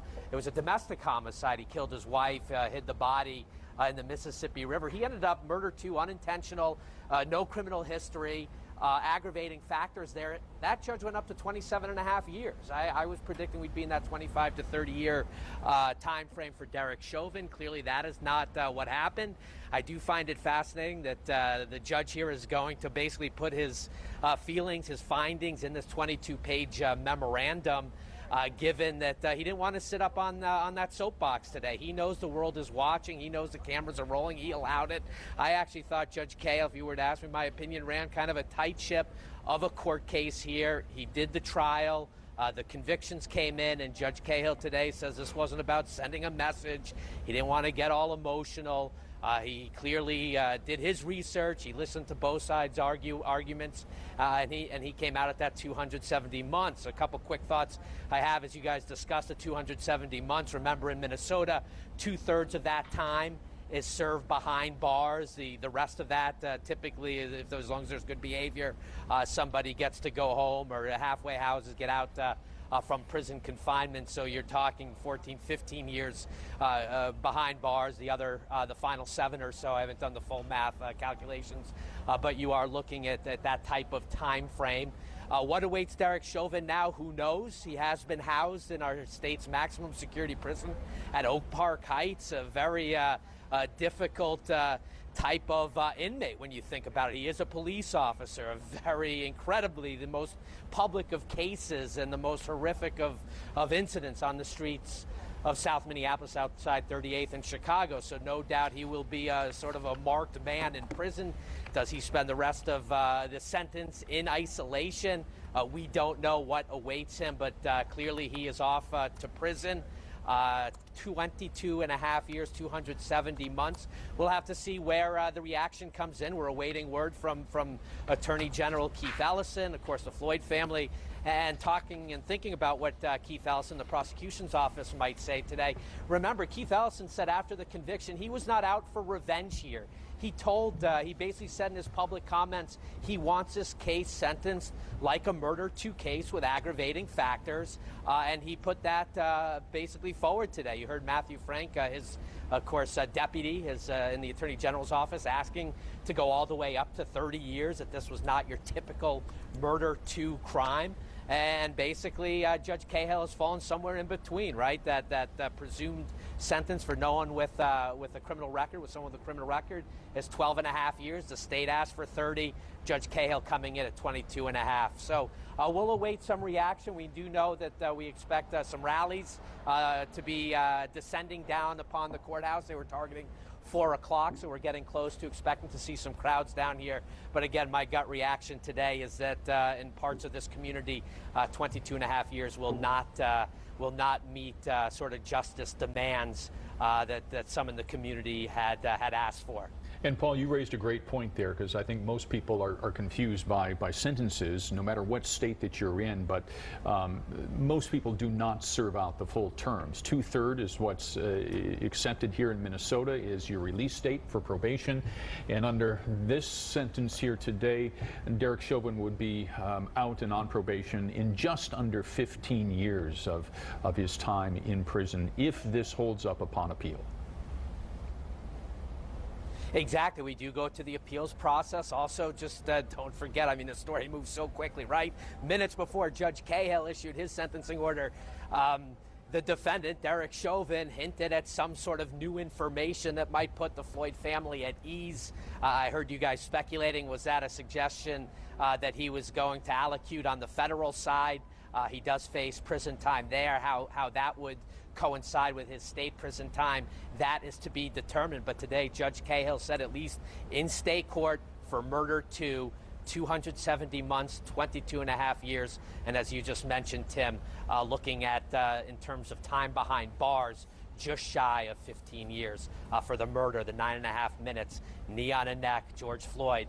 Basically a deadly arrest that really changed and rocked the world when it comes to social justice, police brutality, and other issues. And Paul, when it comes to those federal charges that Chauvin is facing for violating George Floyd's civil rights, can you at all speak to how that will play in the future? What does that look like? You know, it's interesting, BC. I know we'll have Leon after me, and I want to just say I've asked a lot of legal experts about this, and I don't really get a clear answer as it relates to what the prison term in federal court. Should he be convicted? Remember, he's presumed innocent at this point, of course. If he's convicted in federal court, how that sentencing might work in relation to the state court. You know, there was some talk early on that there was going to be this global plea deal where he'd be sentenced in both cases, maybe giving him control over where he would spend his prison days. I know my understanding, at least early on, was he wanted to do that in federal prison. I just, frankly, I don't have a great answer for our viewers today. It is just basically a situation that's going to play out. I know we've used the word unprecedented, unique over and over when it comes to this case, but it truly is. And the fact that it's playing out on 2 tracks right now is a little bit complicated and a little bit murky as it relates to what's in store. But for now, what we do know clearly, 270 months. His prison sentence starts today. Judge Cahill giving him some credit, but at least in state court at this moment, this afternoon, Friday, June 25th, we are talking about a 22.5-year prison sentence facing Derek Chauvin. All right, Paul, that's a good segue to bring Lee Hutton back into the conversation here, because, Lee, we do have that overarching federal trial now that's going to be coming up soon with Derek Chauvin, where the federal charges are he was indicted by a federal grand jury for violating George Floyd's right to be free from unreasonable seizure and use of force. How does that play out now? If he, and I underscore if he is found guilty of those civil rights violations, then does he become a ward of the federal prison system? Does that supersede state prison? It can, and there's a lot of things that could happen, including in this global agreement that Paul Bloom alluded to, and maybe that is foreshadowing what he told the family, like, wait and see. There's a lot of opportunities to resolve this case. It may even be that he worked a deal out that he's testifying against the other officers, and therefore it's going to make a conviction on those other officers very easy. So we have to wait and see, but there's a lot of different elements here, including the fact that while the state guidelines in Minnesota does not include death penalty or anything of that, but the federal court does, even though if it was in Minnesota. I don't think this is a death penalty case, but I only say that to emphasize that there are two different, separate, distinct opportunities for sentencing, and they will be treated differently. And we've got the trial for the other officers coming up. You have former officers, J. Alexander King, Thomas Lane, Tu Tao. That case has now been pushed back until March of next year, in large part because Judge Cahill wanted the federal proceedings to get out of the way first, correct? Yeah, that is correct, and I think I think that was a smart move, because number one, the federal court, while it deals with some of the same charges, there's the added civil rights violation that is unique to the federal district court, and to have that adjudicated or finalized, and then we have something what we call in the law res judicata, or issue preclusion, meaning that if you try an issue in a court of competent jurisdiction and it rises out of the same facts and occurrence, there's no need to try those set of facts again. So you'll see motions in state court after the federal court is adjudicated that we don't need to try this again. We can accept the fact that liability or a conviction was made and only deal with the sentencing part of the case. So I think that was an appropriate move by Judge Cahill. And Lee, can you at all speak to an appeal? Is that still an option here? I mean, we know now that Chauvin has been sentenced. I know they had tried to have this all overturned earlier, but the judge making a decision hours ago that that's not going to happen, and he proceeded with the sentencing. But is an appeal, is that a real possibility right now? So the appeal is a possibility. He has 90 days from the order that was filed, and as we're sitting here, I've been able to get the judge's order, and so it's already been filed and out. So there's 90-day timeline for him to request the appeal, and then after that, the Court of Appeals sets dates for preparing briefs and then arguments, and so that's a pretty long process. However, if there in fact is this global deal or some type of plea in the federal district court, then your ability to appeal is voided out because you agreed to or stipulated to a certain plea or term. So we have to wait and see if the foreshadowing of Chauvin's statements is that for the family, I'm not going to take you through another trial. I'm going to agree to the conviction and then get a sentence appropriately from that standpoint. Yeah, in fact, what Derek said to the judge is, I want to give my condolences to the Floyd family. There is going to be some other information in the future that I hope will give them some peace of mind. All right, here is Attorney General Keith Ellison. Hello, everyone. My name is Keith Ellison. I'm the Attorney General for the state of Minnesota. And on behalf of the prosecution team, we want to thank the Floyd family, Brandon Williams, Terence Floyd, Philonise Floyd, and Gigi, who offered their testimony to the court and gave their heartfelt feelings about the impact of this horrific crime on their family. We heard for the first time from George Floyd's 6-year-old daughter. What a delightful, beautiful child. And my heart really is with the entire Floyd family as they figure out how to explain to her what happened as she grows up. The sentence that the court just imposed on Derek Chauvin, 270 months or 22.5 years, is one of the longest a former police officer has ever received for an unlawful use of deadly force. Like the conviction of Derek Chauvin 2 months ago, today's sentencing is not justice, but it is another moment of real accountability on the road to justice. It's difficult to see anyone lose their freedom, but seeing somebody lose their life through torture over 9.5 minutes is incomparably worse. Those minutes and seconds are inerasably seared into the minds of people across the world who watched George Floyd die. Above all, the heroic people who stopped and bore witness to George Floyd's suffering and torture, who came forward a year later to testify about what they saw, and to the Floyd family members themselves and their counsel, Ben Crump, Tony Romanucci, we say thank you. The lives of everyone who saw what happened to George Floyd are forever changed. My hope for Derek Chauvin is that he uses his long sentence to reflect on the choices that he made on May 25th, 2020. My hope is that he will find it within himself to acknowledge the impact of his choices on George Floyd, his family, his fellow police officers, and the world. My hope is that he takes the time to learn something about the man whose life he took and about the movement that rose up to call for justice in the wake of George Floyd's torture and death. Today is also an important moment for our country. The outcome of this case is critically important, but by itself, it's not enough. My hope for our country is that this moment gives us pause and allows us to rededicate ourselves to the real societal change that will move us much further along the road to justice. I'm not talking about the kind of change that takes decades.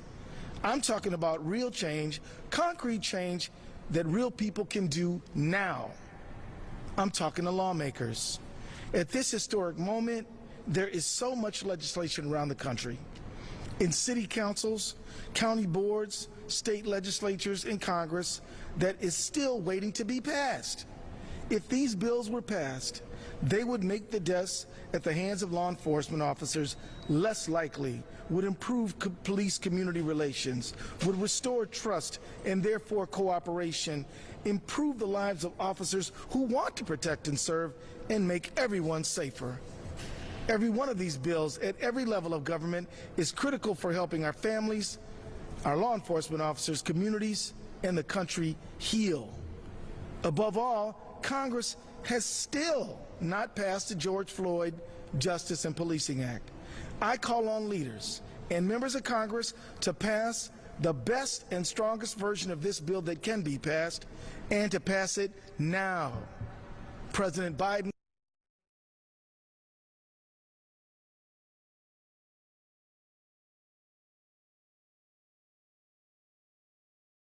speaking now to law enforcement leaders.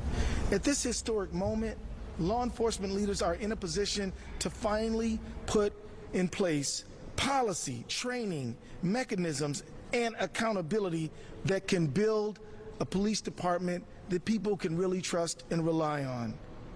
And the elected leaders that they answer to must support and empower these law enforcement leaders to do it. Where there is distrust between community and police, there is less cooperation between. Where violent crime is spiking across the nation in major cities, we simply cannot afford the distrust. The schism leaves us all a little less safe. But trust and cooperation must be earned. You cannot clean a dirty wound.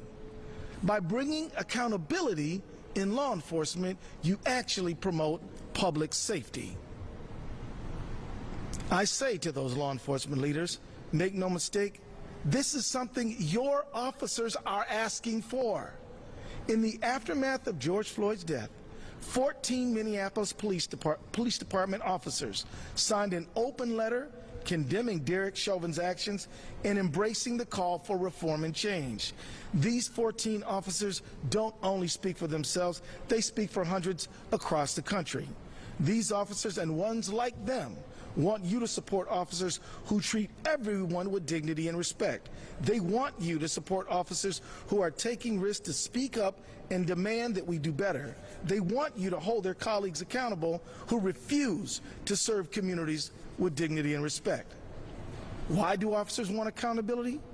Well, think of the 9-year-old girl wearing a t-shirt that said love across the front, who witnessed George Floyd's murder, and how she will feel 20 years from now as she may be speaking to her own children about whether to trust law enforcement. The damage that Derek Floyd's crime inflicted upon the reputation of officers is undermining the ability for people to trust, and that is very tragic. It's not fair to judge all police officers by Derek Chauvin's actions, but some people inevitably will generalize unless there is true accountability. You just can't heal a dirty wound, and when there's little trust, sadly, there's little safety. When law enforcement leaders take clear steps to build in accountability and prioritize wellness for their officers, they will have the officers' respect, trust between officers and the people they are dedicated to protecting and serving. Let me speak to prosecutors. We believe, and we state and declare, that no one is above the law and no one is beneath it. A police officer is not above the law, and George Floyd certainly is not beneath the law. When, after a thorough review, prosecutors believe that they have probable cause that anyone, including someone operating with the authority of law and law enforcement, has violated the law, our prosecutors must be vigorous, visible, and swift. I'm speaking to community now. We need every community member to continue the call for real reform and meaningful change. Peacefully, constructively, but clearly. This is a moment for change, and your call for it is making it happen. This means everyone who wants to live in a society with dignity and respect as core values, everyone who wants to be safe in their homes and on the street, everyone who wants to get the help that they need, everyone who wants their loved ones to get home safely. This is what we need to do. What will happen if we don't do it? We will slip deeper into a century-long cycle of inaction. We can and we must make another choice. The choice to break the old paradigm and end the cycle of inaction. The choice to act for accountability and justice. The choice to transform ourselves and our country. For the sake of all the lives that have been lost, for the sake of the terrible sacrifices that too many families like the Floyds have had to make, and for the sake of the many officers who strive to serve and protect with dignity and honor and high standards, and for the sake of the community. Time is up. It's time to act. We're counting on you. We're counting on each other. Finally, I want to thank this extraordinary team of prosecutors. It has been my deepest honor to work with you. You all are the best, and I'm honored to be your colleague. I want to send another strong signal of love and friendship to the Floyd family, who have done so much to uphold the dignity of our community. I want to thank the Hennepin County Attorney's Office and Mike Freeman, who have been side by side with us and have done such a good job, and we appreciate their work. And I want to thank the witnesses who courageously stepped forward for George Floyd on May 25th at risk to themselves and came back a year later to testify about what they saw. And lastly, I want to thank the community for making the call for justice. That's it. Thank you very much. And thank you for joining us for our live special coverage of Derek Chauvin's sentencing. Right now, you just heard from Minnesota Attorney General Keith Ellison speaking out just moments after the judge handed down his sentence. Keith Ellison saying this is one of the longest sentences that an officer has received. Today's sentencing is not justice, but it's accountability on the road of justice. And he said that, you know, he hopes that Derek Chauvin uses this time to reflect on his actions. And Ellison went on to say that this is an important moment for our country. It allows us to rededicate ourselves to real change. And he actually called on Congress, because there has been no movement so far on any sort of police reform bills. Especially the police reform bill that is named in honor of George Floyd. And you may have heard a subtle passage there and a subtle tipping of his hat to the Hennepin County Attorney's Office there, and very significant here, because you may remember that originally the Hennepin County Attorney's Office was in charge of this case, and it was Mike Freeman who ultimately made the decision to turn it over to the Attorney General's Office, and Keith Ellison thanking them for working side by side. But it was really the Attorney General's Office that took the lead almost a year ago, and eventually was successful with this case in court. And it's led for a call across the state to have these kind of cases that involve police officers to now be turned over to the Attorney General's Office for prosecution from now on, just so to take impartiality out of the County Attorney's Office and turn it over to the state. And we are hearing from a lot of people. We just heard from Minnesota Attorney General Keith Ellison. We're expected to hear from Benjamin Crump and Al Sharpton. Benjamin Crump, the attorney for George Floyd's family. But shortly after, or a little bit before Ellison took the podium, the family of George Floyd, his sister Bridget Floyd, she's the founder of the George Floyd Memorial Foundation, and she released a statement saying the sentence handed down today to the Minneapolis police officer who killed my brother George Floyd shows that matters of police brutality are finally being taken seriously. However, we have a long way to go and many changes to make before Black and brown people finally feel like they are being treated fairly and humanely by law enforcement in this country.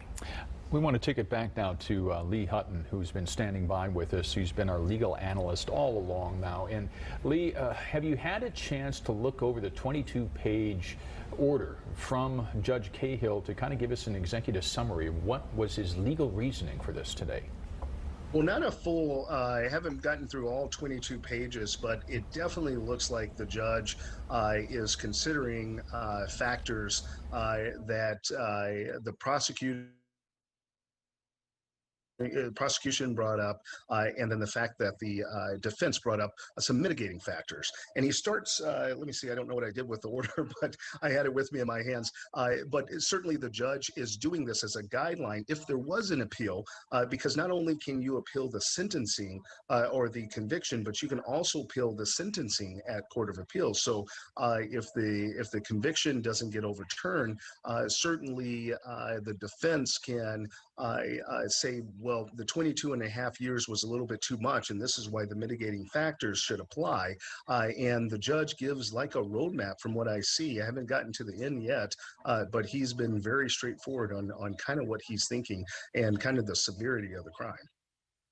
I'm sorry, go ahead. And Lee, we just heard from Minnesota Attorney General Keith Ellison, and behind him, you know, his team of prosecutors who were there and spent countless hours building their case against Derek Chauvin. As a trial attorney, can you kind of get us inside their heads? This is the end for them now. Yeah, this is the end. Certainly all the hard work, and can you imagine that this incident impacted the world on May 25th, 2020, when everyone was at home due to COVID. We had some time to self-reflect within ourselves, our own character, and the character of others, and hopefully as we walked out of those doors, when we come back as people, we're a better person. And all of a sudden, this impacted our beliefs. There's some people who just refuse to believe that police brutality was ever a consequence and a consequence to people of color. And then this video comes out, Okay, and Lee, pardon me, we're going to interrupt you here for a moment because we are about to hear now from the Floyd family, and I believe Reverend Al Sharpton is going to kick it all off for us here. Let's join in on their thoughts.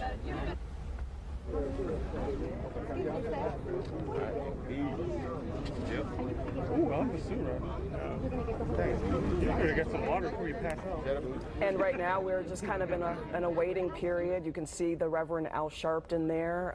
He's expected to speak. We see Philonise Floyd, that's George Floyd's brother, as well as other family attorneys. Ben Crump is going to have his entire team there, along with his fellow attorney Antonio Romanucci. All right, let's listen in.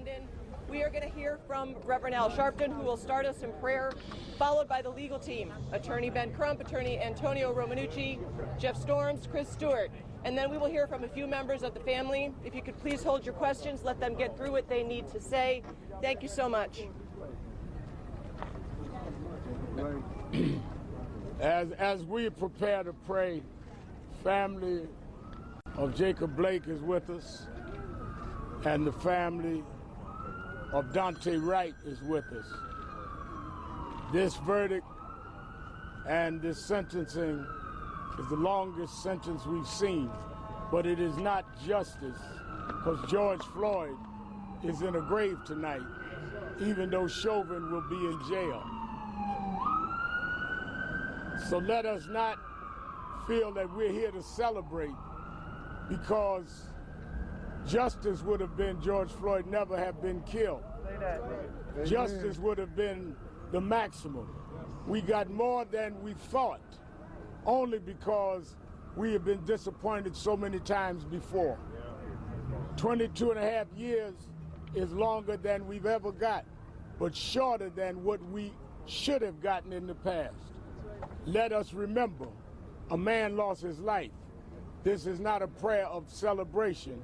It's a prayer to thank God for giving the strength to this family and those activists that stayed in the streets to make sure this court had to do what was right.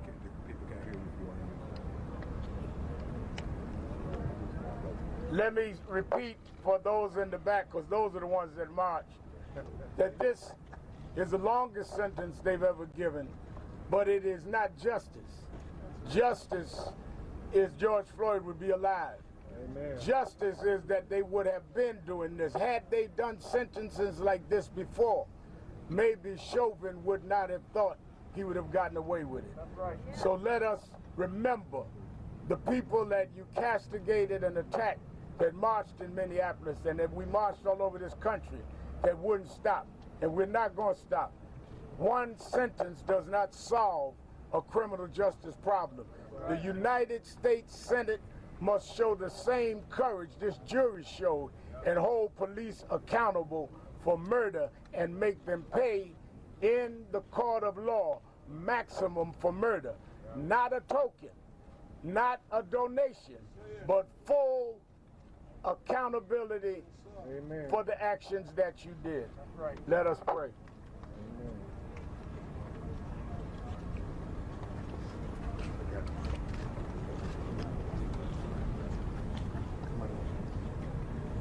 Dear God, we come to the same spot we bowed at the beginning of the trial.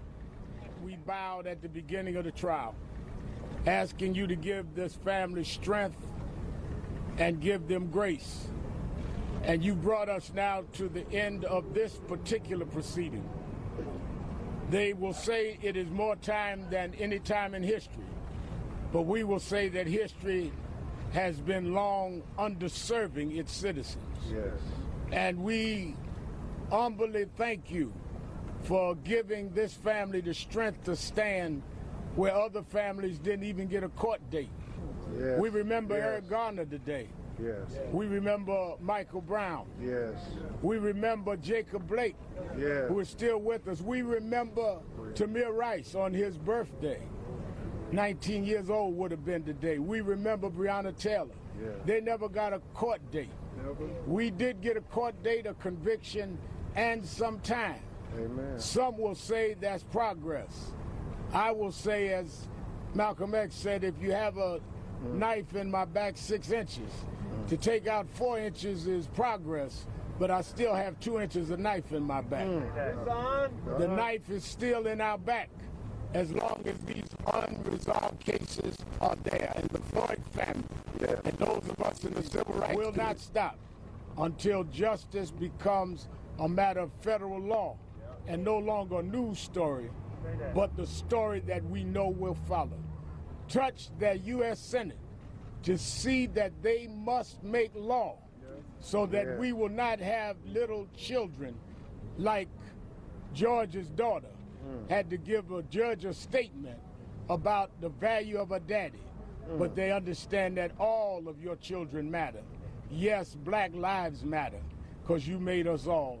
And we'll be careful to be loyal, and we'll be careful to live up to the calling you've placed on the lives of those that serve, and careful to give your name the praise. These blessings we ask in your name. Amen. Amen. Let me bring on now, it's been a long journey, and this is not the end. This is just one stop on the highway toward full justice. None has been more courageous. None has been more consistent. One has not been more unselfish than the Attorney General of Black America, who has stood with this family from day one, came even when the cameras weren't there, and has stayed with the family and other families. Let us bring, before we bring members of the family, Attorney Ben Crump.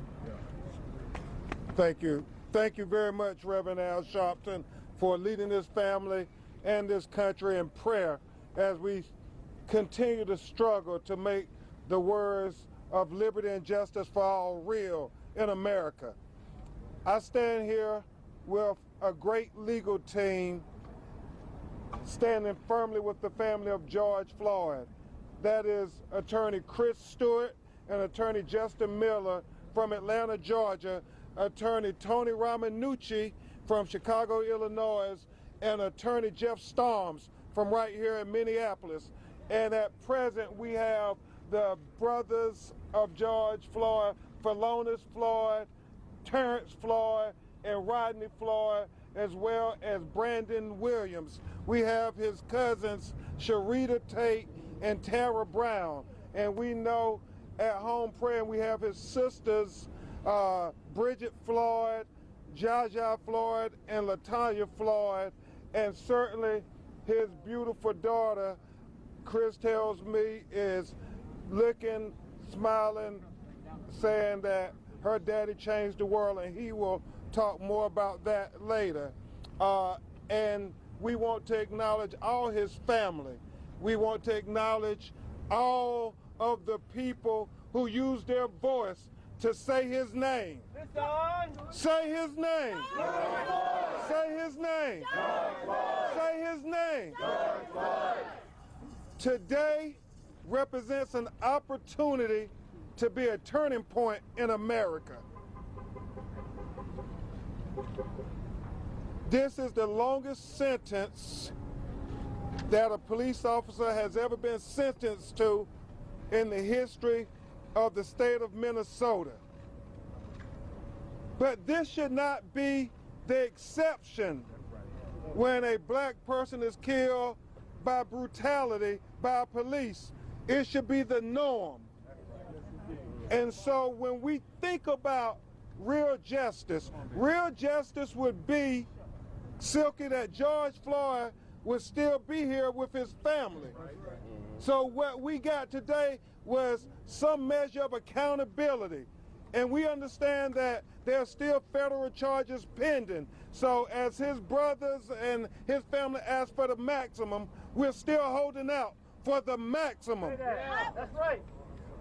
We have to remember real justice in America will be black men and black women and people of color will not have to fear being killed by the police just because the color of their skin. That would be real justice. So we thank most of all, the millions of Americans who raised their voice. You all raised your voices, and because you raised your voices, that is why we got the guilty conviction, and that is why we got the longest sentence in the state of Minnesota history. So on behalf of the Floyd family, we want to say thank you to millions of Americans who all said, until we get justice for George Floyd, until we get accountability for George Floyd, none of us can breathe. We can breathe just a little easier today, and we thank you for that. We got your back. We got your back. Thank you all, and I will say this. We got accountability on the civil side, thanks to the leadership of the city leaders in Minnesota. We now have gotten some accountability in the criminal level, but we need accountability on the policy level. So we say to the United States Senate, pass the George Floyd Justice in Policing Act immediately. Immediately. Immediately. At this time, I give you one of the finest attorneys in the United States of America. I have had the pleasure of being with a team of lawyers, Reverend Al, who are second to none. And each of them work tirelessly day and night from every corner of America, working on behalf of George Floyd's family. And there is no way we could get to this point where we're at on this journey to justice without all our brothers and sisters, Bhavani Ravindran, Madeline Simmons, Michelle Godot, all of those, Scott Peters, all of them who are working, Scott Madison, they allowed us to come out front to be with the family today, but they are not forgotten. And I know my brother in the bar who just did wonderful things in Louisiana with Alton Sterling, Chris Stewart, appreciates each and every one of the lawyers on our team. At this time, you're going to hear from Attorney Chris Stewart and Attorney Justin Miller.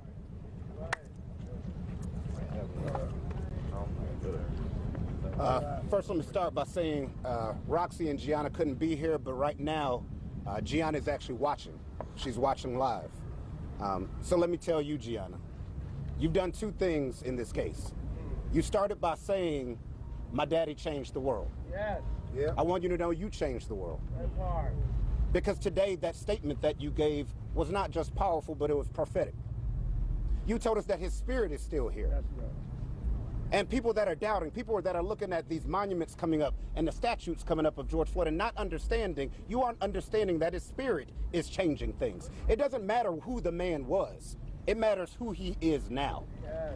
There are conversations happening between black and white that never would have happened before about policing. There are conversations happening between senators that we are pushing and urging to stand up for what you believe in. If you believe in law and order and change, then you will pass this bill because it protects everyone. Nelson Mandela once said, if you change what you believe depending on who you're talking to, you are not fit to lead. That's right. Amen. So we are looking for leadership. We are looking for the spirit of George Floyd, which is in every single person now. We are getting off the sidelines and realizing that if you critique policing, it doesn't mean you hate every cop. It means you want the bad cops gone. Right. Yes. And we only will change things by leaving the sidelines and coming together in the middle, no matter what color you are. And that is the spirit of George Floyd. And yes, Gianna has changed the world. It's been an honor and a privilege standing up for this family. It's just been an honor. First and foremost, I would like to say to the family, my condolences, my prayers from my family and from everyone in Atlanta, from Scott Masterson, Madeline Simmons, Lewis Brisbois Law Firm, who put in a lot of work to help get us to the point we are today. Thank you to the family. I know that Mr. Chauvin's mother didn't have any words for the family, but we do, and I know you guys do. So to the family, I say my condolences, and I'm sorry, and we love you. and we love you, because this is what it's about, first and foremost, love. Second thing I'll say is this. Until things like this are not national news, we haven't made it. We're still in the same place that we were 20 years ago and 30 years ago. We are all here talking about something that everybody sitting right here knew what should have happened. Yes. We knew from day one he murdered George Floyd. Yes. We all saw it. Amen. But we had to go through this for a year to get to this point where this family can have some modicum, some amount of closure. A year. So I'll say this, until black and brown people in this country can get closure, can depend on the justice system, can know that when someone murders somebody in broad daylight, that they're going to be held accountable, we got a lot of work to do. And I will say to all you people, all you activists, all you people who are fighting from day one, keep working, keep pushing, keep fighting. Keep fighting. Because we have a lot of work to do in Atlanta, Georgia, and in Brookline, Minnesota, Brooklyn Center, Minnesota, I'm sorry, and in New York City, and in Kenosha, Wisconsin, and in North Carolina, and in Los Angeles, California, in Texas and Chicago. We have work to do. So keep pushing. This is a victory, and we're going to celebrate it as a victory. But it's one small step, and we have a lot more to go. So thank you guys for being with us through all of this. Thank you guys for loving this family, and pass the George Floyd Justice and Policing Act. ASAP. ASAP. Amen. And now, before we get to the family, some great lawyers from Chicago, Illinois, one of the best civil rights lawyers in America, and a great lawyer who hails right here in Minnesota. I mean, without him giving us the lay of the land, there is no way we would have been able to achieve what we have accomplished. Attorney Antonio Romanucci and Attorney Jeff Storms. Good afternoon, everyone. My name is Tony Romanucci. What we saw today was the graph intersected, the perfect apex now between civil justice and criminal justice. What we now have today, we have proof that Black lives matter, that they are valuable, and that when you violate policies, you're going to pay, and you're going to pay a lot of money. And when you violate the law, you're going to get prosecuted, and you're going to go to jail, and you're going to go to jail for a long time. And those two lines cross today, and George Floyd now equals justice on both civil and criminal. But the job isn't over. It's not over until we go state to state. Reverend Al, Ben, you all said it so eloquently. We must have the George Floyd police reforming bill passed. Amen. If that doesn't get passed, our justice could fall. The graph could fall. We need justice all over America. We want justice for George Floyd, the Floyd family. We continue to love you. We always will. We'll always be a part of your lives. But there are so many other families that are here today that are also suffering and require that same justice, civil and criminal. That's what matters most. Thank you all. Thank you, Tom. Thank you. Not a lot to say that hasn't been said, but as the local Minnesota lawyer, I just want us to remember that we need all of you. We need the media, we need the activists, because the second we turn around and leave, we have to go back and ask ourselves, how do we get more justice for George Floyd? How do we get justice for Dante Wright? How do we get justice for Winston Smith? How do we get justice for the many families here who are regularly fought for on behalf by people like Tashira Garraway and her group, Nakima Levy Armstrong and her group, and without all of you, we don't have the energy for that fight right here. We need you all to keep turning out, and we appreciate it because it's allowed the Floyd family to get the most historic justice we've ever seen, but it's not enough. Amen. Thank you. Not enough. Don't forget Dalal Eid. Dalal Eid. Dalal Eid. And as we get ready to bring up the Floyd family, I would be remiss if Brandon, as we heard the sentence, leaned in and whispered in my ear. I got a text from Breonna Taylor's mother congratulating us on getting some justice, the justice that she never got. And I have to tell you, Reverend Al, as Derek Chauvin's mother was standing up there making her comments, I thought of Tamika Palmer, Breonna Taylor's mother. And so it's not enough until we get justice for all of our people who have been killed unjustly. I think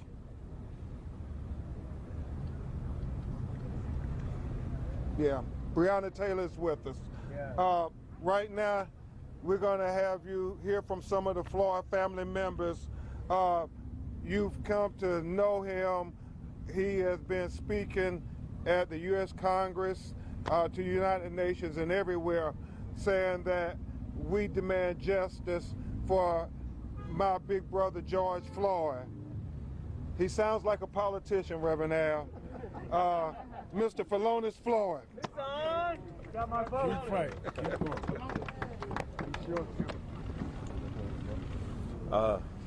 I got a lot of emotions going through my head right now, but I just find it profound that I felt that I begged for justice for my brother, some type of accountability. The treatment that I thought that everybody should receive, it's just life, you know. You can't get that back. We all live together in this world, and we all want to be able to work together in this world. You have good police officers and you have bad ones. The fact that you shouldn't have to sort them out. The community that I grew up in, it was a lot of African American people. But the fact that Minnesota has a greater amount of Caucasian people, I still think that everybody should be the same. Everybody should be neutral. Everybody should want to make a difference and make sure that people, when they come to Minnesota, they don't think about George Floyd. They should be able to think about how great Minnesota is. Not thinking about Philando Castile, you know. His mother is still fighting. Thinking about Dante Wright. Many families I had to console. You think about Anthony McClain. He was killed. All of these people were shot in the back, most of them. The fact that I'm here and I'm still standing, and over a year later, I'm still speaking and I'm speaking out. Times are hard. I have a family, we wake up every day and we don't see my brother. Empty seats all around the house he would have been in. The fact that Gianna would grow up knowing that her father had made a difference in the world, but the fact that she cannot have a sweet 16. She cannot have him walk her down the aisle. She would not be able to have prom with the daddy dance. This is not something realistic. This is something, it's like a dream, but we all need to stand up for what is right. All right. All these activists and all these advocates, I thank you all. Definitely I thank you all. Because if you all didn't speak out, we wouldn't have had a lot of help.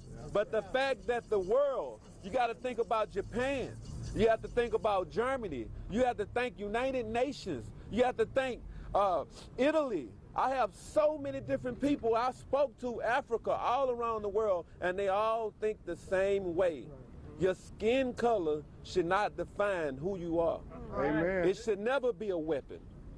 And the fact that we're here standing today, still breathing, we're still fighting. Reverend Al always said, keep fighting. Keep fighting. And that's something I can't stop. I want to tell Miss Carr, I love you. Yeah. I know it's hard. That's Eric Garner's mom. I want to tell Breonna Taylor mom, I love you. Pamela Turner, I know it's hard. I want to tell Pamela Turner, that's Baytown, Texas. Yeah. This is not okay. Her daughter is walking around And I know she's in tears every day thinking about her mother. Her mother was killed in point-blank range, shot multiple times. So many different people all around the world who didn't even have this type of technology. I just want to reiterate, not just Black Lives Matter, all lives matter. We need to stand up and fight. Can't get comfortable, because when you get comfortable, people forget about you. Amen. So the legend will still live on. George is not here, but his spirit lives here. Breonna Taylor is not here, but the spirit still lives here. Eric Garner is not here, spirit still right here. But the fact that we're here fighting, I want all you all to stand up and fight. Thank you all so much.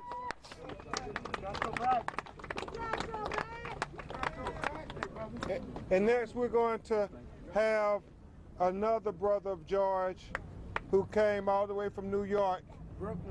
Brooklyn, New York. In the house. And as we introduce him, it's not lost on us as Attorney Stewart and Attorney Romanucci and I talk.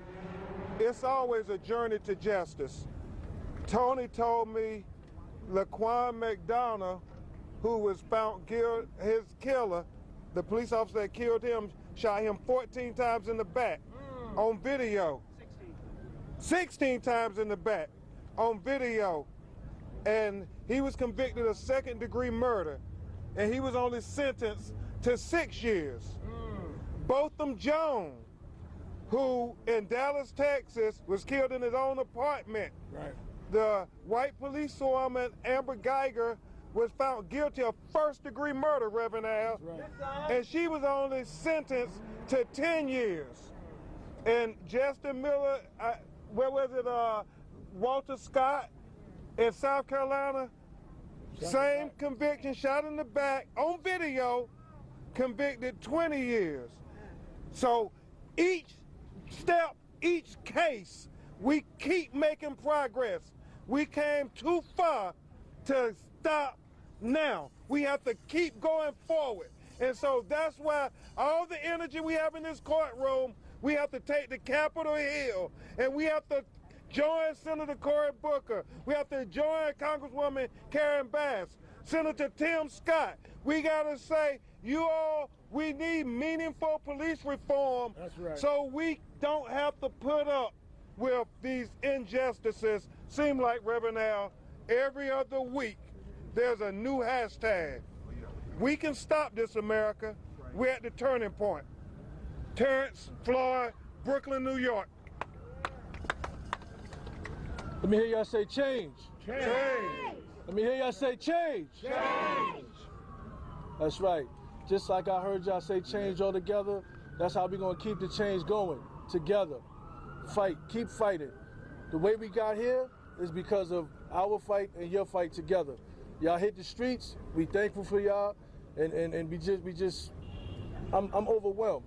I'm overwhelmed. Because I'm going to tell you a quick story. I had a dream the other night. I was in a field. I was in a field in the South with my family.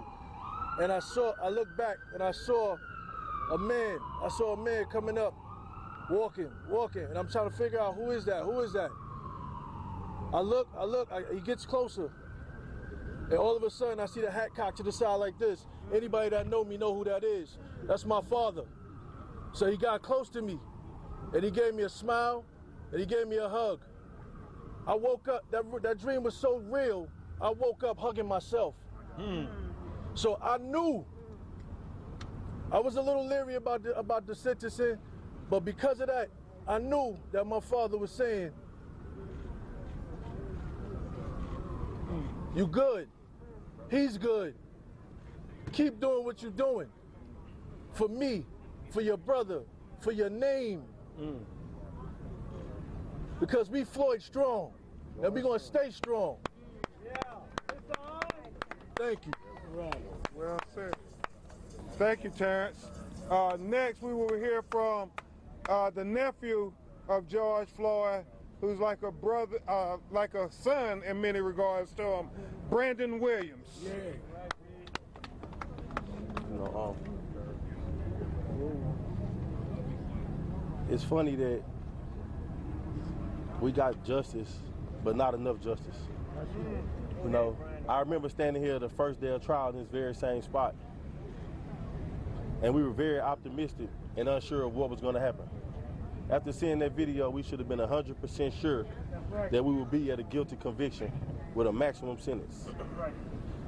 When you think about George being murdered in cold blood with a knee on his neck for 9 minutes and 29 seconds, execution style in broad daylight, 22.5 years is not enough.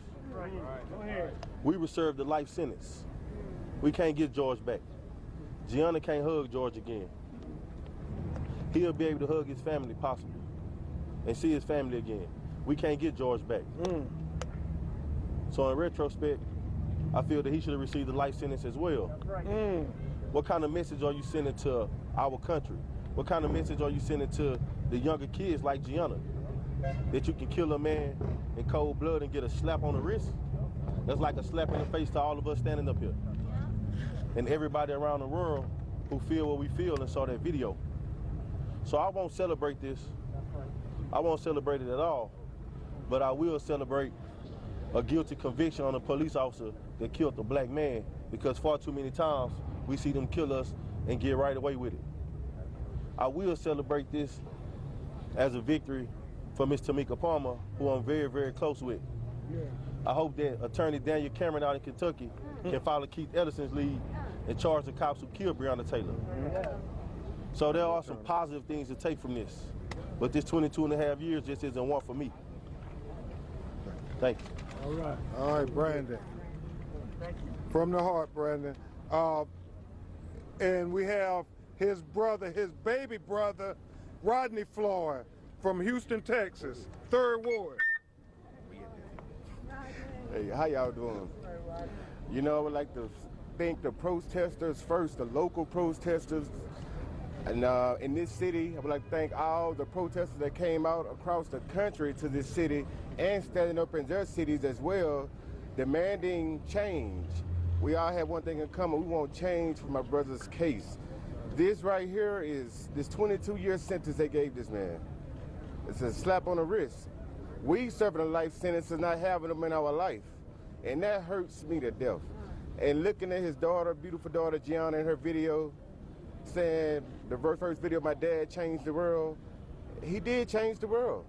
But at the end result, he gets a slap on the wrist. My nephew just said, 22 years from killing her dad, that she can't take her to school. He can't eat lunch with her. He can't conversate with her. I know with my daughter, I love my daughter. Hugs her, we talk, that's my little best friend. And I hate to see that he cannot have that, she can't have that connection with her father. Those great conversations, those wonderful phone calls, lighting up her face, you know? And around the world, black, white, brown, we all need to come together, take our butts to the Senate, stand out there, and demand this George Floyd Act be passed, and also, as well as the act being passed. We need to stand there, put pressure on this Senate. Right. You know, and I was thinking last night, guys, honestly, we heard Obama say this plenty of times, get out and vote. We hear so many folks say get out and vote. Everybody got out and voted and marched in these streets, and we got change. We got our first black president. A lot of people came together like they did now, my brother's death, and we got this. But guess what, people? We need to take that same energy and bring that back to that Senate and demand them pass that bill. Amen. Because as we've seen Trump numerous times stand up, fussing on camera numerous times, countless times, because he did not have the power that we thought he had to get something done. He had to call on the Senate. And we need to get out there and understand that message. Go to the Senate, put pressure on the Senate, and get these bills and laws passed for all of us. Amen. Can stand on with this American flag as one. And we, as black people, need to know this American flag represents us, because we feel it don't. All right. All right. Thank you, Rodney. And as we bring his cousin, Sharita, please understand, this is only one step in getting accountability in the criminal level. The federal charges are still pending. So I do believe that when Philonise and Terence and Rodney say the maximum, it is still attainable to get maximum accountability for George Floyd. Maximum accountability for George Floyd. Maximum accountability for George Floyd. Maximum accountability for George Floyd. Maximum accountability for George Floyd. Maximum accountability for George Floyd. Maximum accountability for George Floyd. Now you will hear from his cousin, Sharita Tate. Come on, Sharita.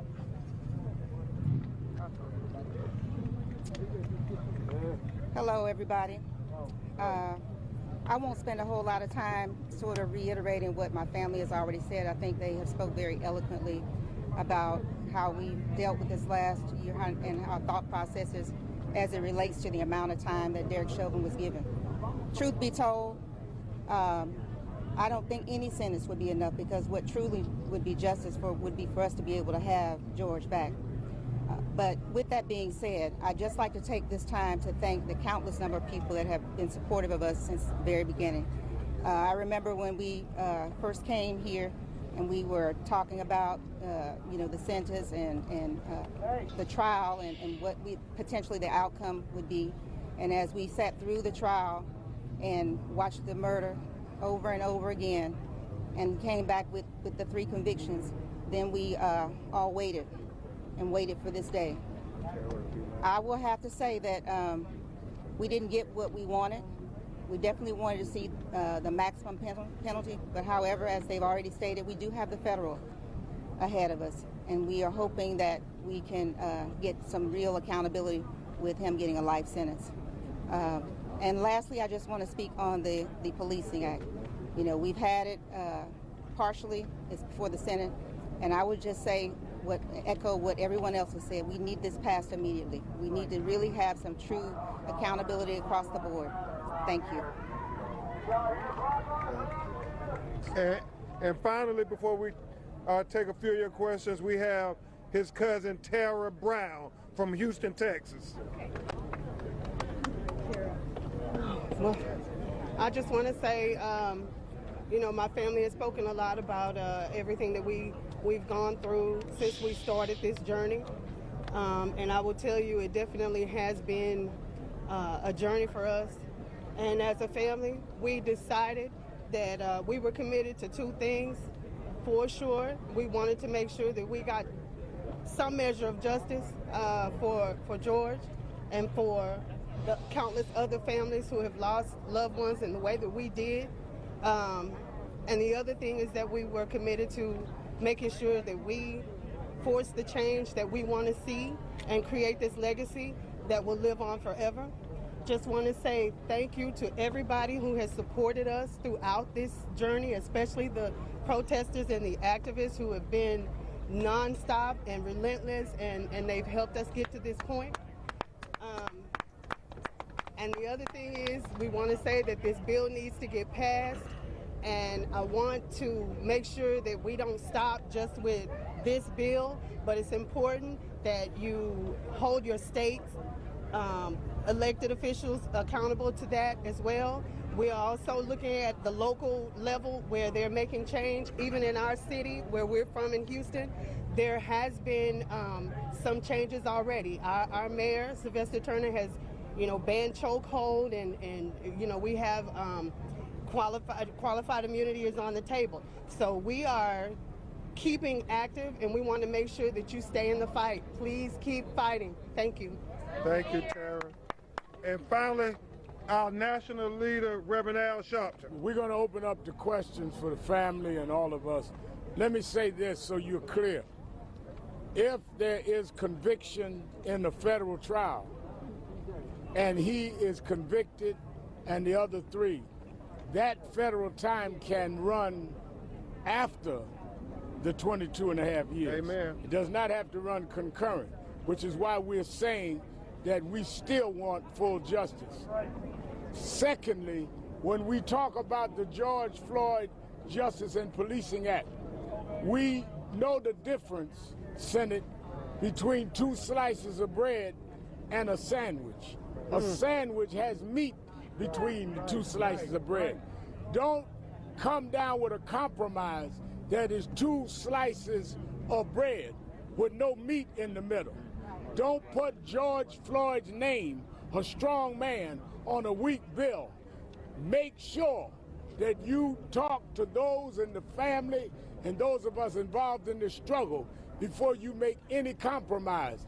The difference between a compromise and a sellout is in the eye of the appraiser. Wow. And we will be part of the appraisal. Questions? I have a question with regard to the family, and I'd like to... All right, thank you so much for joining us for our live special coverage of the Derek Chauvin sentencing. The judge this afternoon sentencing Chauvin to 22.5 years in prison.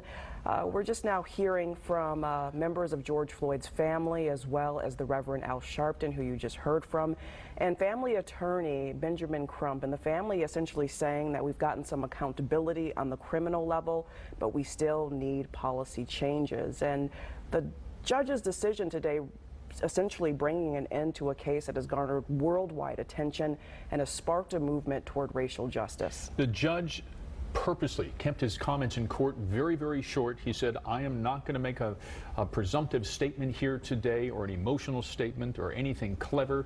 He said, I'm writing a 22-page order that will explain all the legal arguments as to why he handed down a 22.5-year sentence. And part of his closing sentence, he said this: part of the mission of the Minneapolis Police Department is to give citizens voice and respect. Here, Mr. Chauvin, rather than pursuing MPD's mission, treated Mr. Floyd without respect and denied him the dignity owed to all human beings, in which he certainly would have extended to a friend or neighbor. That's Judge Peter Cahill in handing down the order today. Fox 9's crews are out there covering every angle of this tonight. In addition to the news conference that you've just been watching, we are carrying live on fox9.com/live. And we will be back here at 5 o'clock tonight with all of the day's news, plus the coverage of today's sentencing in Hennepin County Court. We now return you to our programming. Judge Judy, we'll see you in about 15 minutes from now for Fox 9 News. Thanks so much. Program, because everything I was doing was stopped. Let me tell you that you didn't use this $300 for your brother. That's what I'm saying to you. I don't believe that. And you're saying to me, well, that's true, but I would have if I could have, if they let me. But instead, I used the $300 for myself. What you were doing is for profit. I did not use it for myself. For profit, selling food out of your house without a license during COVID. Judge Judy continues in a moment. I don't like people who come to court and skirt around the truth, have a difficult time addressing and greeting the truth. That's a very hard thing for me. Closed captioning is provided by Itchy, scratchy, family not getting clean? Get Charmin Ultra Strong. It just cleans better, so your family can use less. Hello, clean bottom. Enjoy the go with Charmin.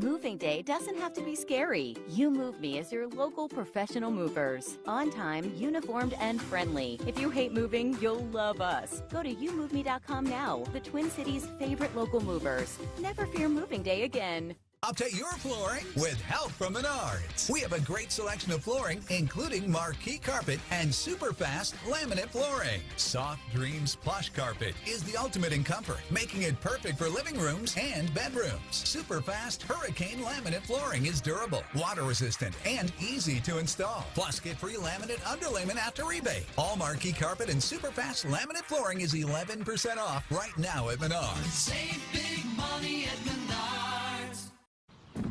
Mom! Yeah? I fell. Okay, there's bandages in the cabinet. I'm bleeding. Grab 2. Sheba, what cats want? I'm heading to Minneapolis, Minnesota, opening 2 new Bob's Discount Furniture stores there. Ooh, a hitchhiker. Thanks for bringing the power of Bob's discount to the people of Minneapolis. Yeah, I know, right? Totally awesome. My Venus two-piece sectional for only $7.99. Okay. My Spencer bedroom set, complete with dresser, mirror, chest, and nightstand for only $11.99. Sleep tight, little fella. I'll get you there. Get Bob's discount. The fastest growing furniture store in the country is coming to Maple Grove and Woodbury this summer. If you're ready for a new view from your work-at-home space, you'll need more than fresh air and stronger bandwidth. Visit summitmortgage.com. Their loan officers are ready to guide you home to your new office. Moving day doesn't have to be scary. You Move Me is your local professional movers. On time, uniformed, and friendly. If you hate moving, you'll